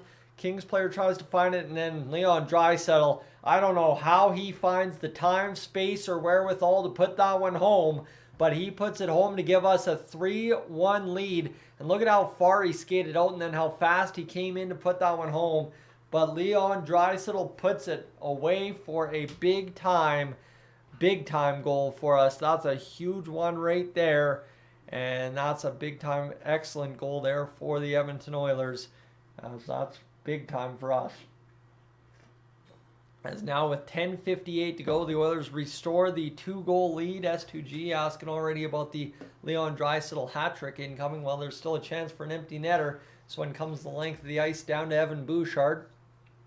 As this one will come back into the middle of the ice. Here comes Connor McDavid skating away with the puck. Shot fired, saved by Korpisalo.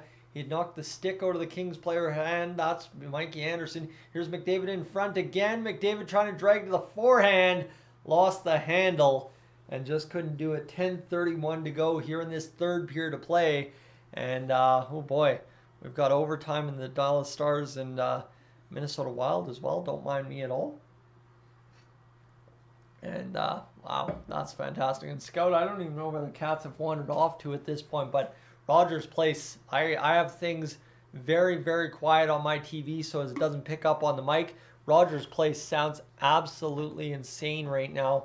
I must say that much, and that's too loud. 9 is about right. 9 is about right. Gives you a little bit of the ambiance in the background. 10:29 to go here in this third period of play. And we're going to get to bed before 11 o'clock, which is going to be a major victory on an 8 p.m. start in the playoffs, let me tell you. But the Oilers trying to do their thing here as this one's going to be fired around the boards. Chalked up there along the boards and both teams battling, trying to get it going. Draisaitl's second of the playoffs from unassisted. So it's unassisted for Leon Draisaitl because the LA Kings batted it out the other way. This one's shot that way. And this one's going to be worked back the other way for the Oilers. Fired into the Kings' end. And now the Oilers will see the Kings try and start another attack. The Oilers still have really given the Kings nothing. So this one's Janmark pushing to the front of the net. Can't get it going. And a chance now for the Oilers again on another turnover from the Kings in the neutral zone. That was kind of the MO coming into this series for the Oilers. Don't turn over the puck in the offensive or in the neutral zone. And guess what? The Kings kind of more guilty of that tonight. Hand pass against the Edmonton Oilers with 9:24 to go here in this third period of play. Friends, welcome aboard to Dolynny TV. I'm going to go fill up my water very quickly. So what I want you to do right now is consider hitting that subscribe button if you'd be so kind. That'd be greatly appreciated. I must tell you, we're trying to hit 11,550 on the stream, but let's push for 11,600. That's a big famous word in my work culture. Let's push for it. I'll be right back in a matter of moments. Friends, give me a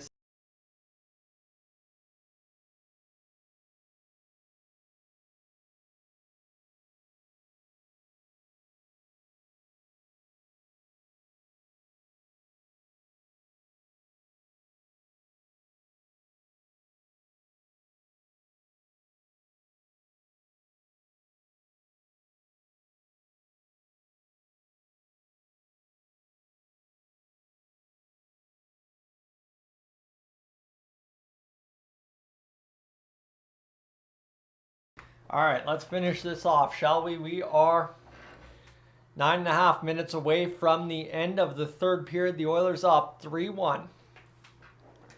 Kind of the same situation as we had last time against the Kings. We faced them in the playoffs. Joe, welcome in. As I'm seeing some more familiar faces tuning in here late as well. I'm liking it. Mick, welcome in. And what else do we got? We've got Liam's father is a huge Jets fan since he was born in Winnipeg. That's unfortunate.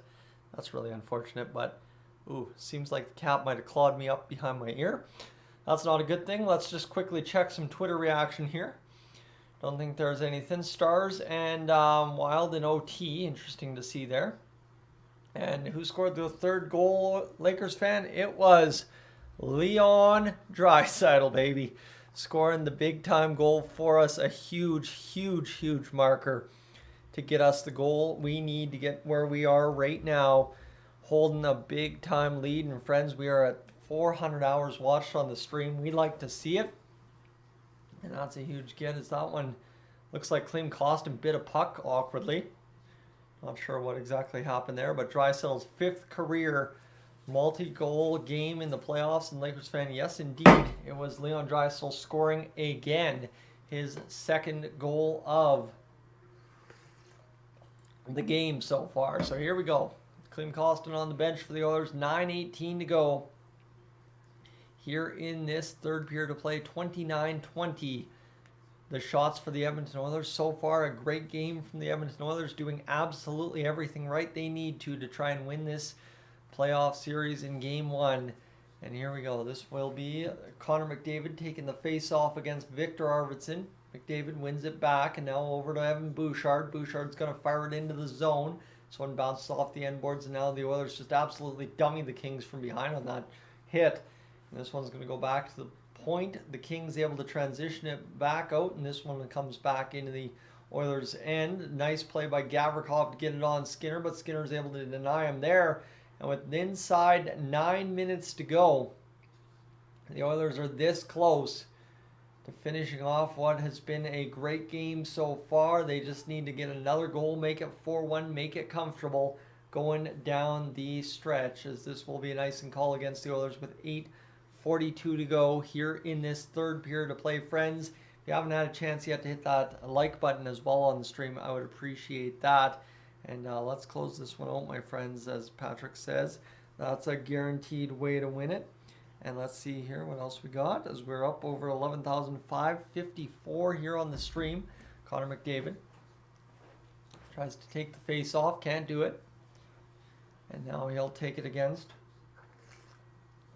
Ranzai Kopitar. This one's won back by the Oilers. Over to Adrian Kempe, scores. Oh no. Oh no. Adrian Kempe just wired home his 2nd of the night. And this could get interesting here for the Edmonton Oilers. 8:37 to go. Please. Jeez. I just so hope I did not curse it here for the Oilers, saying that I just want to be in bed by 11 o'clock. But that's kind of the hope now, as the Oilers got to hang on. And reconnection is successful. Sorry again, friends. Just a quick disconnect there. My apologies. 8:09 to go here in this third period of play. And yeah, no, stream's back. Stream should be back up on your end. My apologies again if the stream just cut out there. I had a couple of rocky goes here on the live stream so far tonight, but I appreciate everybody sticking with me. 7:59 remaining here in this third period of play. 29-23 the shots, as Adrian Kempe has been the star for the Kings and Leon Draisaitl the star for the Oilers. So how important now is that Evan Bouchard in between goal between the two Leon Draisaitl goals? Pretty dang important, as Nick Bugstad will get things going. 7:59 to go here in this third period of play. Bouchard picks up the puck off the wall. This one comes up high, and it looks like we've got a stoppage in play. And we will have Scott Oak advertising the playoff round 1 early bird prizes. 2 playoff round 1 game tickets. Of course, $1,000 for Boston Pizza. That's not too bad. And hopefully now A jackpot of over $2.5 million, if you can believe that. That's pretty crazy. Nick Bjugstad in the face-off dot against Rasmus Kupari. Bjugstad wins it back, but the Kings able to push it forward and now fire the shot off of a body block in front there by the Oilers. 7:45 to go here in this third period of play. So this one's going to be cut off by the Oilers. Now worked back into the zone by the Oilers into the Kings' end. Chipped there by Derek Ryan and Ryan McLeod. McLeod able to get away with a trip more or less as Derek Ryan just bats that off his backhand in behind the boards. Now Klim Kostin playing this puck. He's been moving his feet, but he's been demoted here to the fourth line by the looks of it, alongside McLeod and Derek Ryan, where Warren Foegele has had a very strong, great game so far for the Oilers. A couple of great chances, obviously scoring the first disallowed goal of this hockey game way back when in the first period. 7 minutes to go here in this third period, chipped along the boards. The Oilers trying their best to keep the Kings hemmed in. They only lead by 1. The Oilers have led by 2 for the majority of this hockey game, it seems, but now they only lead by 1. And they're up 3-2 over top of the Kings with 6:45 to go here in this third period. Kings lead out into the neutral zone. The Oilers just dummy the guy in the neutral zone. And now behind the net, Stuart Skinner had kind of led out. The Oilers defense gets to the puck. The Kings able to wrap this in front. Kings still trying to steer this off the pads of Skinner somehow.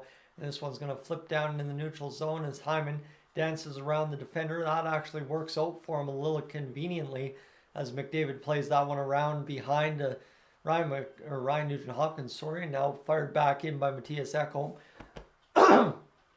Clear that in my throat. That would be much better. 6:07 to go here in this third period of play. The Kings back the other way. Trevor Moore across the blue line. He will get to the attack.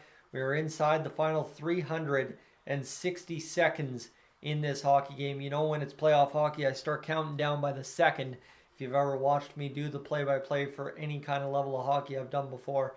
5:45 remaining here in the third. The Oilers and Kings in the neutral zone. Kings D-to-D in their own zone. This one now in front. Andrei Kopitar will play this one down into the Oilers' end. And that won't be an icing call. The Oilers jam it up off the boards. It goes length of the ice all the way down into the Kings' end. Perfect weeble wobble on the puck. Avoids icing right there. And the Oilers now 5:24 to go here in this third period. Continue to battle. This one comes down to Stuart Skinner. He's out to play this puck again. And the shot comes back around. And the Let's Go Oilers chants are raging at Rogers Place right now. I'm sure you can probably hear them a little bit in the background if you're listening well enough on the mic. 5 minutes remaining here in this third period. I did not expect to be this amped up to finish off this hockey game. But I know I can go to bed before 11 o'clock on a Monday night. And as well, we can go to bed with an Edmonton Oilers victory, so don't mind me at all. Man, live streaming the playoffs when you've had a full season of doing it, it's a whole nother animal, isn't it? 4:45 to go. The Oilers will get across the blue line. They're going to fire this one around the boards down low. 4:40 remains here in this third period. Warren Foegele back to the blue line. Desharnais battles this one. Derek Ryan down low. Now far side it is Warren Foegele. Warren Fogel's back on the line with Ryan McLeod. As Warren Foegele, the front of the net, just about jammed it home. But Ryan McLeod retrieves the puck in behind the net. 4:20 remaining in the third period. Of course, got to make sure I mention that, as Derek Ryan will get this going here. 30 shots on net, 24 shots for the Kings. And this one worked back into the neutral zone for the Oilers here, as Desharnais will fire this one around the boards. And we have exactly 4 minutes remaining now, as this one trying to get going for the Oilers. Fired in by the Kings. 3:52 to go, and it is nearing empty net territory here. Homelander getting going, and 3:46 remains here in this third period of play. Kings back the other way as they get to the attack. Shot fired wide of the net. 3:37 to go. Shot again, fired on to Skinner, and that one will go up and out of play with 3:33 remaining in the third period. As that's a big-time sellout block there from Warren Foegele, who has been having a fantastic game so far. And I mean, we made that tough choice, right? Either Fogle or Puljujarvi had to go at the deadline, and it is Warren Fogle that stayed. And you know what? Yes, Puljujarvi's gone, but the Oilers are succeeding nonetheless. And friends, one last check of the watch time as we go down the stretch here, as Jack Michaels would say, 6 times 4.033 divided by 60. We are going to do it. We are going to hit 500 watch hours, friends. We're at 425 right now. Let's clutch up and get that job done here on the stream tonight, as we are this close to hopefully winning a game. And of course, Big Will is throwing in the little smoke screen in there, and we should be almost ready. Almost ready to get back to action here. We're just on commercial break, so friends, sorry, a little awkward. Don't know what to do with myself sometimes. You'd think after doing this for 5 years I'd have this figured out, but if you'd be so kind right now to consider hitting that subscribe button on Dolynny TV, that would be greatly appreciated. We've hit the 11,550. If we could push past 11,600 tonight, that would be crazy, but of course I think just trying to push past 11,560, 11,575 is where we should aim first. So definitely, if you have a chance, consider hitting that subscribe button. But yeah, Adrian Kempe, talk about a guy who has been buzzing all night. He's had a fantastic evening so far. Homelander, welcome in again, as I think you're seeing everything bounce back and forth. And Scout, you're talking about the numbers between Patrick and I. You will watch those numbers for Patrick climb heavy throughout these playoffs. I tell you, Patrick's numbers right now might not be amazing by any big standard, but you just watch. Patrick's numbers, just based on what he's doing in his streams right now, will start climbing up pretty heavy over the course of the next few weeks. 3:22 to go. It's a scramble in the Oilers zone. The Kings get it back to the point. It hops off with a stick into an Oilers bench, and we will have a stoppage in play with 3:17 to go. Jasvinder, thank you so much for the dono, my friend. Appreciate that, coming in there with the 279 on the board. Of course, we haven't had too many commercials tonight, but we can go, for this little bit left we got in this hockey game, we can go commercial free thanks to you, so thank you so much for that. And now with 3:17 to go, the Oilers, as everybody's saying, we have to score the empty netter. Well, let's get that done. 3:17 remaining here in this third period of play. Back to the blue line. The Kings will fire the shot, blocked in front or saved. Stuart Skinner snagged that one out of the middle of the air on the way to the net. So 3:12 remains here in this third period. We just got to finish this one off right here, right now. And there is no empty net as of yet. Oh, actually, yes, there is for the LA Kings. It appears to be an empty net at the other end for the LA Kings, or maybe not. I don't know if I'm seeing blind. I guess I'm seeing blind, sorry. As the LA Kings still have 5 attackers on the ice. As we'll see the Oilers hopefully get to the empty netter here soon enough. Sorry, it's hard to tell. My screen's been kind of blurry since the second period, when it last disconnected in the second period. Here's Ceci. Shot fired, save made. And I don't know if the LA Kings are going to go for the empty netter as of yet, with 2:46 to go here in this third period of play. As time winding down, the LA Kings will work this one out from behind their own net. This one back the other way. Deneau across the blue line. Oilers trying to free this one up. They will, coming back the other way. Here comes Connor McDavid speeding into the attack. McDavid takes the puck to the outside. Couldn't do it. And now 2:24 remaining here in this third period of play. This one will come back down towards the Kings zone. 2:17 remaining here in this third period of play. This one played back around the near side boards. Now Bouchard trying to battle this one here. 2:09 to go in this third period of play. As the Oilers will see this one come free, and looks like there's an arm up. So the Oilers will head to the penalty kill with less than 2 minutes remaining here in this third period of play. The Kings trying to give the Oilers the puck as quickly as possible, it looks like. Deneau across, feeding it, and the Oilers trying to touch up now. $1:50 remaining in the third period, and we will have a penalty against the Oilers for the final minute 50 of this hockey game, so I hope. As it'll look like Bouchard got a cross check up in the shoulders of Trevor Moore, who just kind of turtles with it. And that is where it is.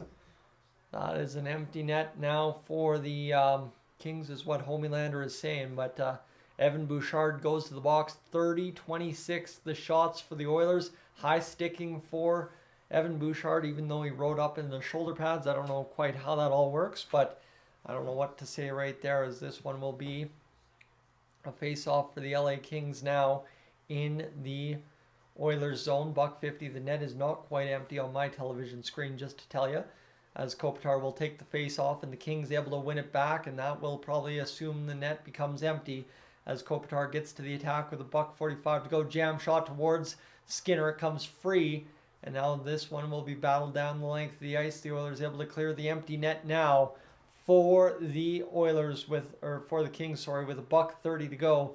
The Oilers have to contend a 6-on-4 the rest of the way home, more than likely, unless they can score the empty net goal. This one comes around in the near side boards.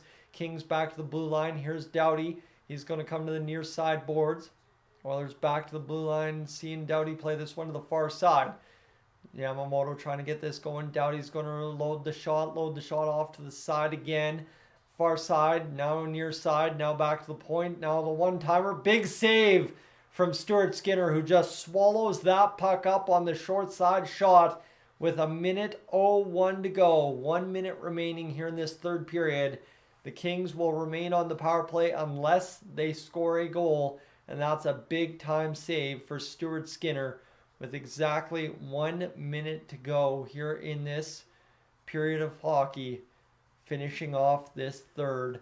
And that's a big-time robbery there for Stuart Skinner on Adrian Kempe. The timeout for the LA Kings. Friends, welcome aboard to Dolynny TV. We have exactly a minute remaining here in the third period, trying to stave off overtime on a Monday night. If you're new to the channel, hey friends, what I want you to do right now is take the rest of this game, the last minute 01, to consider hitting that subscribe button here on Dolynny TV. You think this game's good, just wait till you come back for game 2, 3, 4, 5, 6, 7, whatever this series takes, and whatever it takes the rest of the way for the Oilers to win the Stanley Cup this year. I will be here doing every single game, so I'd love to have you aboard, that's for sure.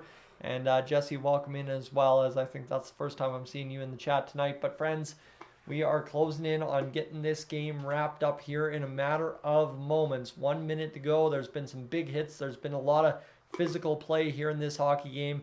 And now a face-off to Stuart Skinner's left with 1:01 of power play time remaining in regulation for the LA Kings. The Oilers immediately clear it down the length of the ice, and that will be dying up against the boards. A perfectly placed clear by the Edmonton Oilers. That will kill off a total of 10 seconds off the boards before it comes into the offensive zone, and it's an icing call against the LA Kings. Rogers Place is absolutely rocking right now. I mean, everybody is on their feet. Everybody is screaming. Everybody is cheering, and we are just about ready to figure this one out here. 48.5 seconds to go. Cam, welcome in as well, as it's an empty net here for the LA Kings, and no longer, because this one is going to go here for Jonas Korpisalo to get back in the net, as this will be the Kings getting to the attack. 45 seconds to go here in this third period of play. Jonas Korpisalo to the bench. Kings fire it in. This one will come to the near side boards, and the Kings get to the attack now. 33 seconds to go in this third period. The Kings at the blue line. Doughty across to the far side. The shot fired, blocked in front. This one will come back to the blue line again. The Oilers unable to clear there. Doughty able to keep it in.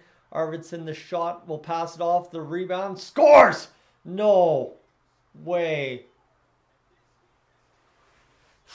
The Kings tie it with 3-3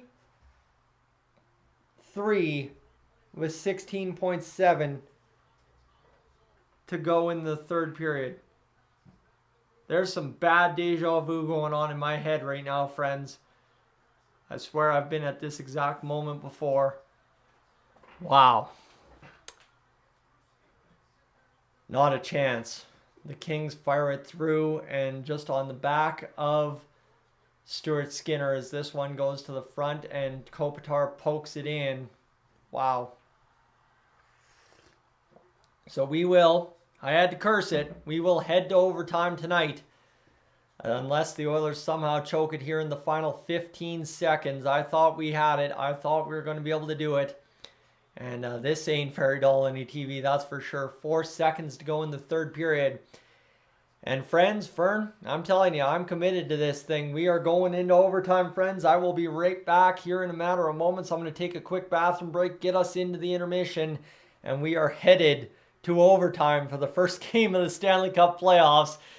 Oh boy, here we go, friends. I'm Tyson, this is Dolynny TV. We'll be right back in a brief moment. Make sure to hit that subscribe button.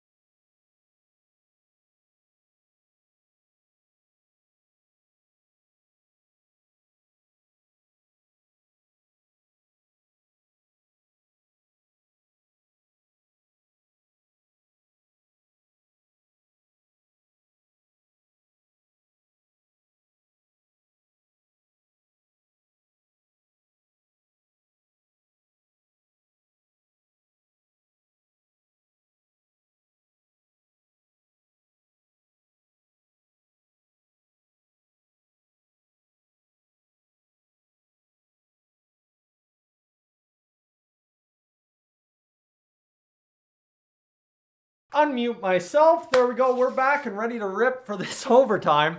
I will tell you, there's one saving grace in all of this for me at the end of the day is nature's alarm clock, the bladder, because of all the water I've drank tonight, will wake me up in time for work tomorrow. Knock on wood. I need some wood. I need some wood. I need some wood. Where do I have wood? I have wood back over here. Give me a second. There you go. Knock on wood. Nature's bladder there wakes me up to go to work tomorrow morning because, oh boy, we're risking it for the biscuit now, that's for sure.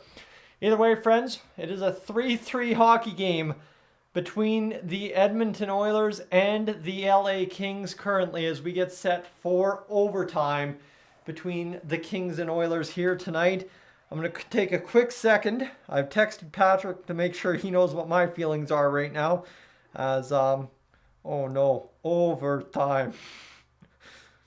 As I was hoping for overtime on Friday, and I think I cursed it here, bringing up overtime enough times this week prior to. As, yeah, right now we're going to throw up another picture of that right now, and good to go. Bing, bang. And, yeah, Vin's going for Bouchard in overtime. So, yeah, if you want to throw down your picks for who gets the overtime winner, let me know. David, welcome in as well. As, should be fun here, Soup. Yeah, that's where it is. As I cannot believe the Oilers actually blew it here, and the little three-legged guy is coming back up. I guess we need a little bit of luck here. So we're going to get the little three-legged guy back up here, friends, and we're going to hopefully rock home a Stanley Cup victory here as Max welcome in. Nothing quite like playoff hockey while you're going with the LA Kings colors, so I don't know if I can cheer with that, but Eric, hopefully the Oilers can find a way to just put this one to bed here. Forget about it. Everybody's going with Connor McDavid in overtime. I think that would be so signature Connor McDavid if he decided to show up for overtime. I will tell you that much. That is for sure. And let's go here as we will just multiply this out. And friends, just to give you an idea, we have indeed hit that 500 hour mark of the live stream here. So thank you to everybody for tuning in this evening. Really, really appreciate everybody tuning in. And Noah's also going for Draisaitl for the hat trick. Flipperdu's going for Nuge in overtime. Scarlett, welcome in, going for Gopher right there. I don't know what that's in a term too, but sure. I am kind of a Gopher Squirrel kind of guy. And let's go here. Oiler guy going for Bush in the box too much. Well, Bush, let's go review this game, shall we? It's kind of taken a turn for the worse here in this third period. The Edmonton Oilers, the LA Kings evened up in the shot department. The hits evened up. The faceoffs evened up. And the only thing that really didn't even up is the block shots. Leon Draisaitl scored his first goal of the series. Matthias Janmark got the assist. Then Evan Bouchard scored his first goal of the series on the power play from Ryan Nugent-Hopkins and Zach Hyman. Adrian Kempe then ended up going in and scoring just a minute into the third period. Matt Roy, Anze Kopitar the assist. Leon Draisaitl responded back, scoring the second goal of the period or of the game for himself. Evander Kane with his first assist, and then Adrian Kempe ends up getting his second goal of the game. That's the one that kind of blew this one wide open for the Kings. Quentin Byfield, Anze Kopitar, the assists on that marker, and then Anze Kopitar so far a 3-point night on 3 goals.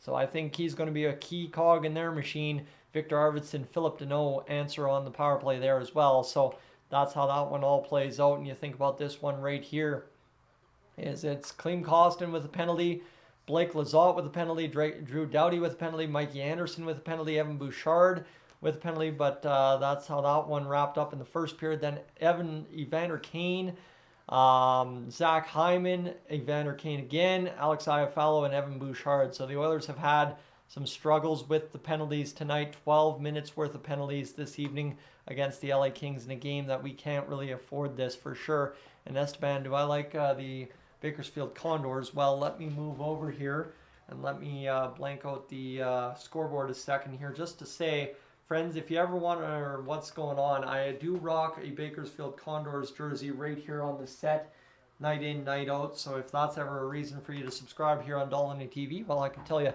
that's a good one, because I do quite enjoy my Bakersfield Condors as much as I possibly can.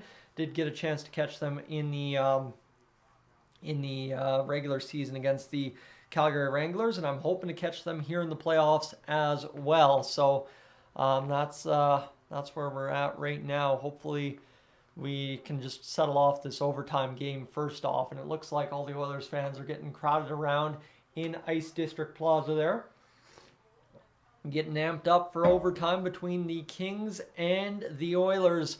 Game 1 has to go to the extra time. Don't mind me. That's not a bad thing at all. This little three-legged guy's being a real pest of mine, but that's fine and Dan. And Eric, you're from near Bakersfield. Well, there we go. See, this is kind of going to be the thing. And I guess, hey, you know what? We've got 312 of you watching right now. We're in overtime. We're in the intermission. Let's fill this up. Let's figure this out. If we have a few moments here, I'd love to play the Where in the World You Tuning In From game. This is about the biggest crowd we've had in the live stream at any given point. If you want to tell me where in the world you're tuning in from today, that would be greatly appreciated. But yeah, we'll see what ends up coming from this rest of the intermission. As I imagine, right, we've got people tuning in from around Bakersfield area. I imagine there's quite a heavy contingent from Alberta, but as well, I would imagine we probably have some viewers live from Mexico right now, if I'm at all thinking anything here, because I might know some folks down there right now, and secondary to some folks from the Arizona area, which I know we have, and perhaps Toronto, Winnipeg, Montreal, something like that. That's for sure. Let's go throw this all together here. Let's go here and start answering these questions. We've got Austin tuning in from Edmonton, Donald tuning in from Saskatoon, Sarah tuning in from Melbourne, Australia. See, Australia is well represented. Ruby's tuning in from Montreal. Nation's from Toronto. Here we go. We've also got Eric tuning in from Georgia, USA. What else do we got? Born and raised in Sundre over there. Oh my goodness, this is all coming out way too fast for me here. Let me keep up tabs here. What else do we got? Somebody's tuning in. CJ's tuning in from San Diego. Max Montoya is Oslo, Norway, waiting for your flight to LA. Interesting. Peter's still awake at 1 in the morning. See, we're not that late over here in Alberta as of yet. And Dee's tuning in from Memphis. You need this one? Yeah, you do. And what else do we got going here? What else do we got? Earth, I love that answer. We get that often. Easy, small town Ontario. Jesse's tuning in from Saskatchewan. As I was about to say Saskatoon, you could hear that. Jaw's tuning in from Atlantic, Canada. Alana still with us in Melbourne. Well, it's middle of the day in Melbourne, so that's not too bad. Scott's tuning in from Souk, BC. Ricardo tuning in from Italy, but he's a Rangers fan. That's an interesting gate. And what else do we got? We've got tuning in. Oh my goodness, I can't keep up. Lehman tuning in from Pierceland, Saskatchewan. Represent the Lakeland area. I know that's over on the Saskatchewan side, but Cold Lake area nonetheless. What else do we got? Elise tuning in from Antarctica, of course. And Chris from Courtney, BC. And there we go. Lanet tuning in from Jalisco, Mexico. Brian from Leduc. Los Angeles was Warp Games will be over there in Game 3 for us, so he'll be able to get going. And no worries, as Billy's tuning in from Texas, and I can't even keep up with the chat so far from everybody here, friends. Sorry, my apologies. Jaden's tuning in from Edmonton. Sled's tuning in from Drayton Valley, and Sharky from Pennsylvania. Connor from Pittsburgh.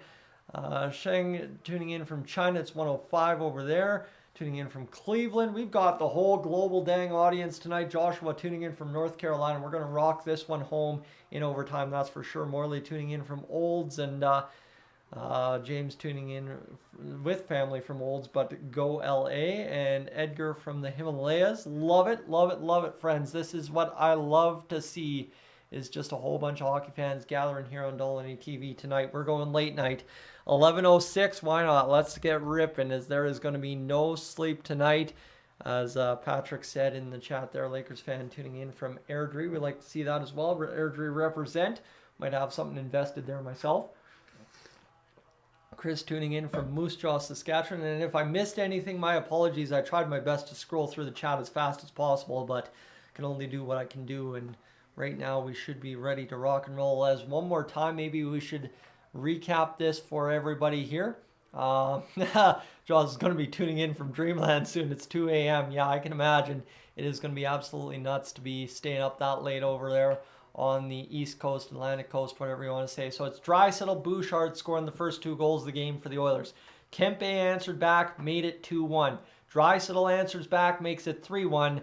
Then the Kings just take care of the Oilers not closing out the game properly and get 2 goals to finish this one off and make it a 3-3 hockey game. So to overtime we head. There's been several power play goals in this game, 2 of them. In fact, 1 for the Oilers, 1 for the Kings. And that is where we sit. 30-30 the shots, 46-44 the hits for the Oilers, 31-27 the face-offs for the Oilers. Each power play, like I said, struck once. And the giveaways 16-8 for the Oilers and 10 for the takeaways for the Oilers. So that's where we're at. And Tim, former owner of a hammer from GP, yes sir. We still have to get that one sorted. I'll get that figured out for here soon, I promise you that much. We'll just find a quiet way to do that one.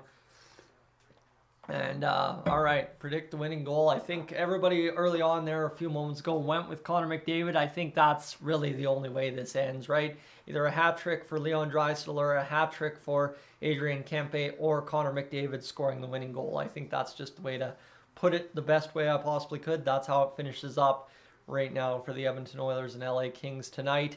Wardsy, welcome in. Going with the McDavid game-winning goal. And Delmont, too many missed calls to make one with 2 minutes remaining. That's the trouble of playoff hockey. That's the beauty of why it's game 1, thankfully.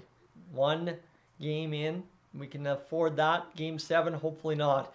So now we are just about ready to get set for this one. The old Ice District Plaza has really filled up in downtown Edmonton. That is interesting right now, as this is going to be really a great conclusion in downtown Edmonton at Ice District. And of course, in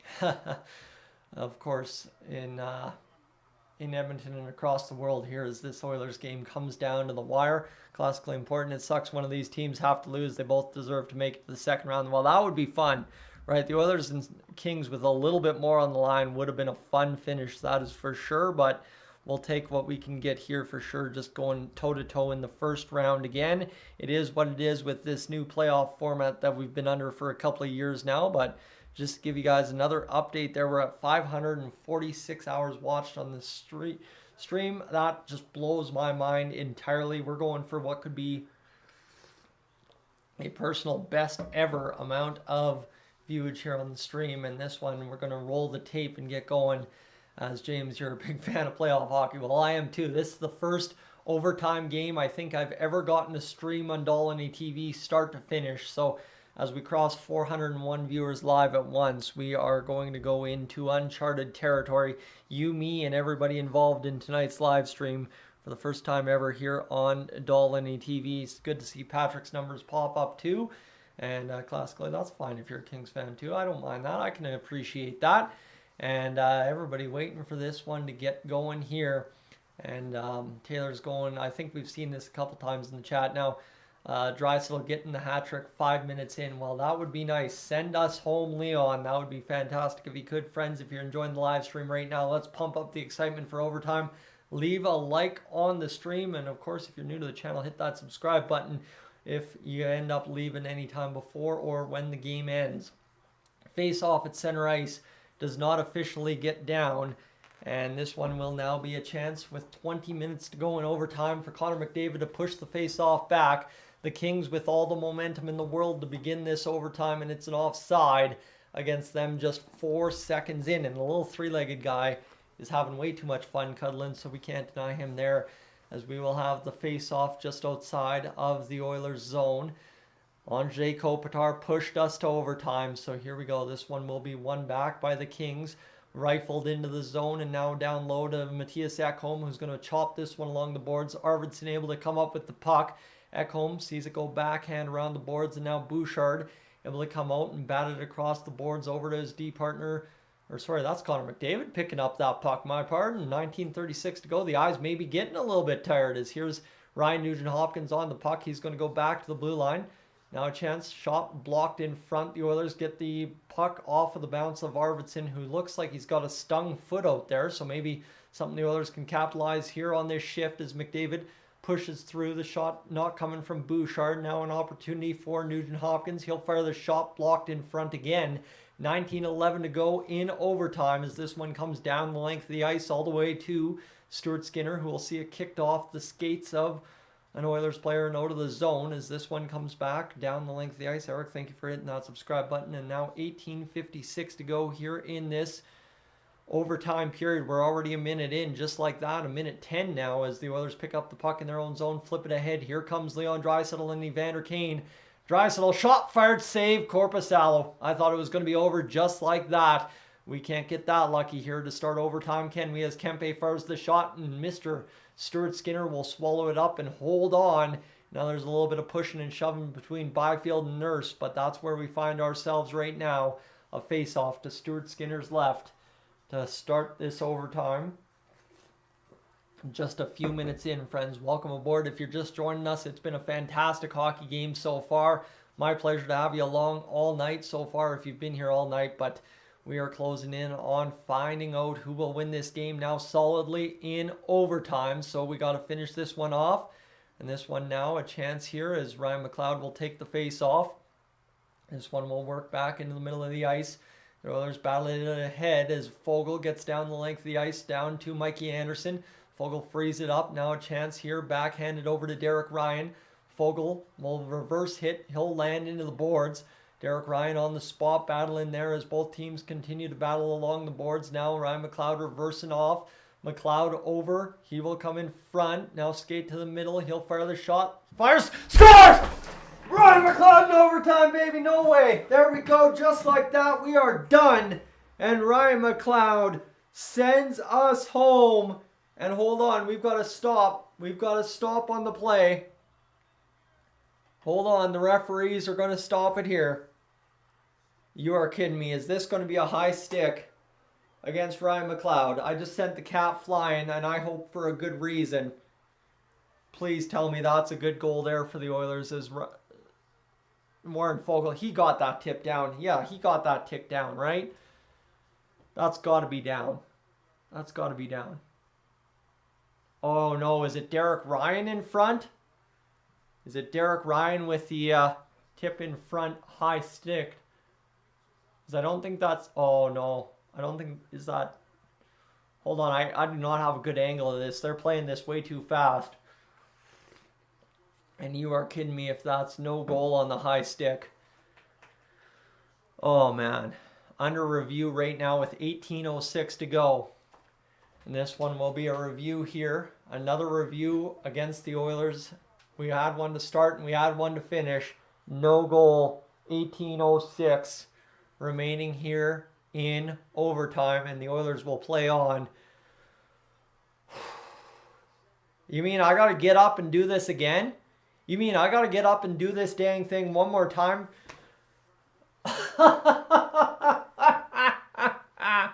All right, game on. Let's go. It's a high stick. It's a high stick in my opinion. I thought it was on the right-hand side. It looks like it's actually on the left-hand side of Derek Ryan, so I'm not too upset. Play on. Let's keep going.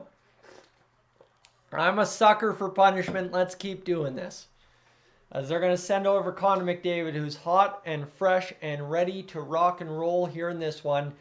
As here we go. Let's get this rolling as Connor McDavid's going to win the face-off. This one played across to Ryan Nugent-Hopkins. He'll get in down low to Matthias Ekholm. Matthias Ekholm tries to play it in front.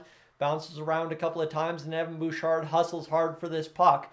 Bouchard picks it up, and we continue to play on here in overtime. 17:50 to go. You're kidding me if we end up going triple overtime because of that goal against. No, or that goal for not counting against the Kings. That's, that hurts. Either way, I'm twisted up here. I can't get out of my own tongue, so let's go back into the near side. Here's a chance now. Played in front. Oh, no! Not a chance. The guy falls down in front for the Oilers. Would have finished the game on a one-time play, but couldn't quite finish it off now as the Kings will reel and deal through the zone. They're trying to get through the neutral, but the Oilers deny access into the zone with 17:17 to go here in this overtime period. The Kings lead ahead. Here comes Arvidsson ripping the shot. Save made, rebound, save by Skinner. And glad am I to be home alone tonight. None of the roommates complaining about things so far because they can't hear me. As here's Leon Draisaitl. This one comes back the other way. Now for Kempe. He'll get to the attack. Matthias Ekholm battling around behind the net now as the Oilers continue to try and keep them to the outside. Here's Kempe again with the puck on the pickup. He'll wheel and deal to the middle of the ice.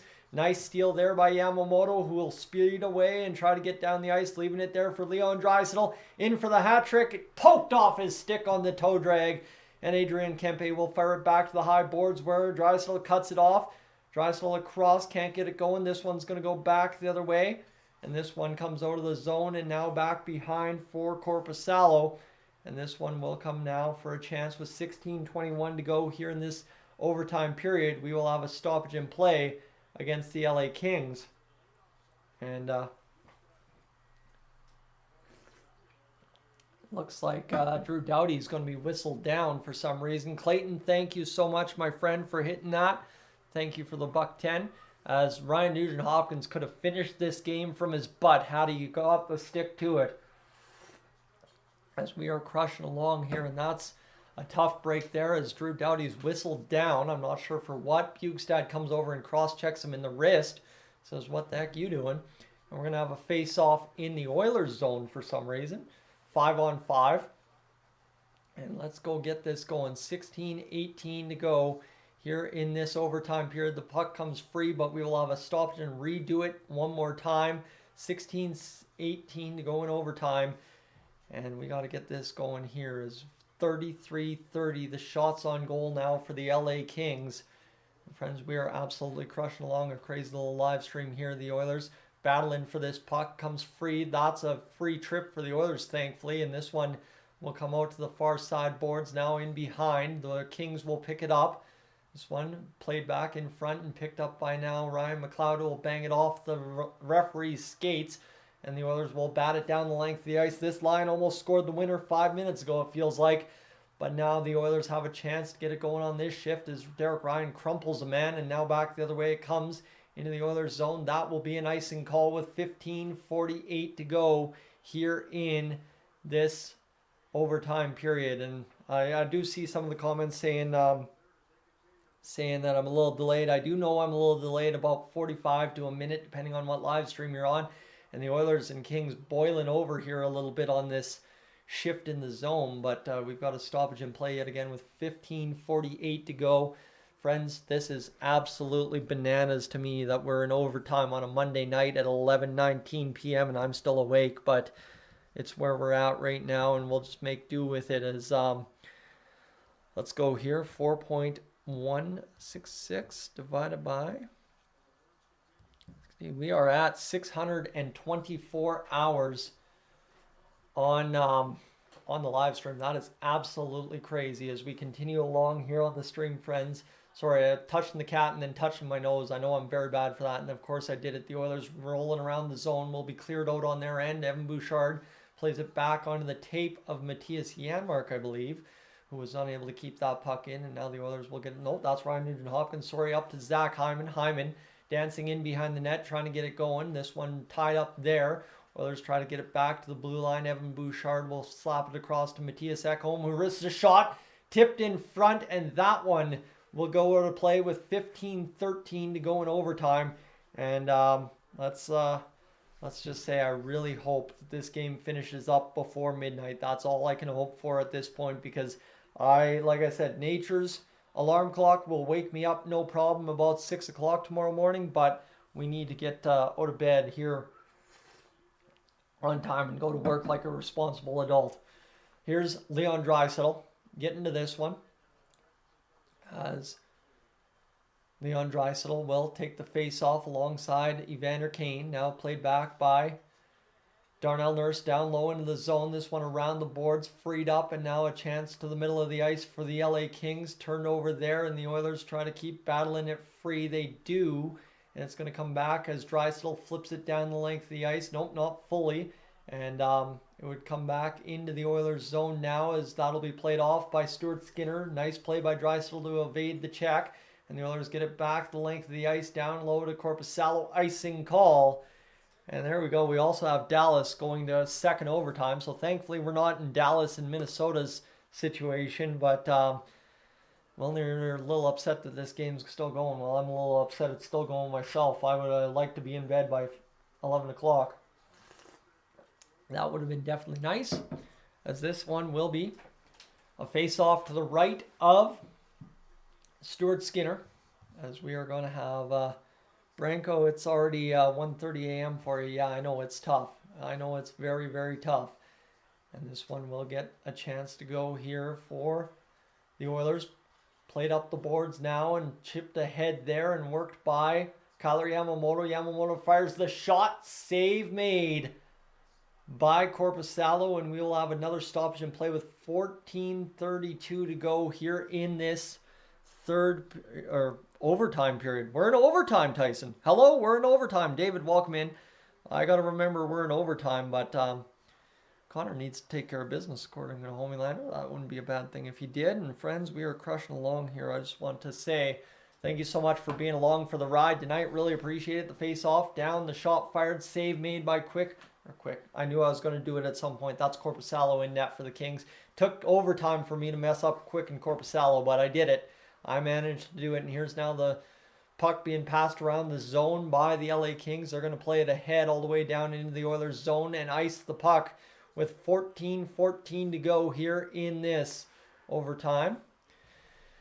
As Scotty, it's 122 anywhere east of Thunder Bay, I think, is where the cutoff is. I'm not really sure where it actually is, but that would make sense to me, or thereabout.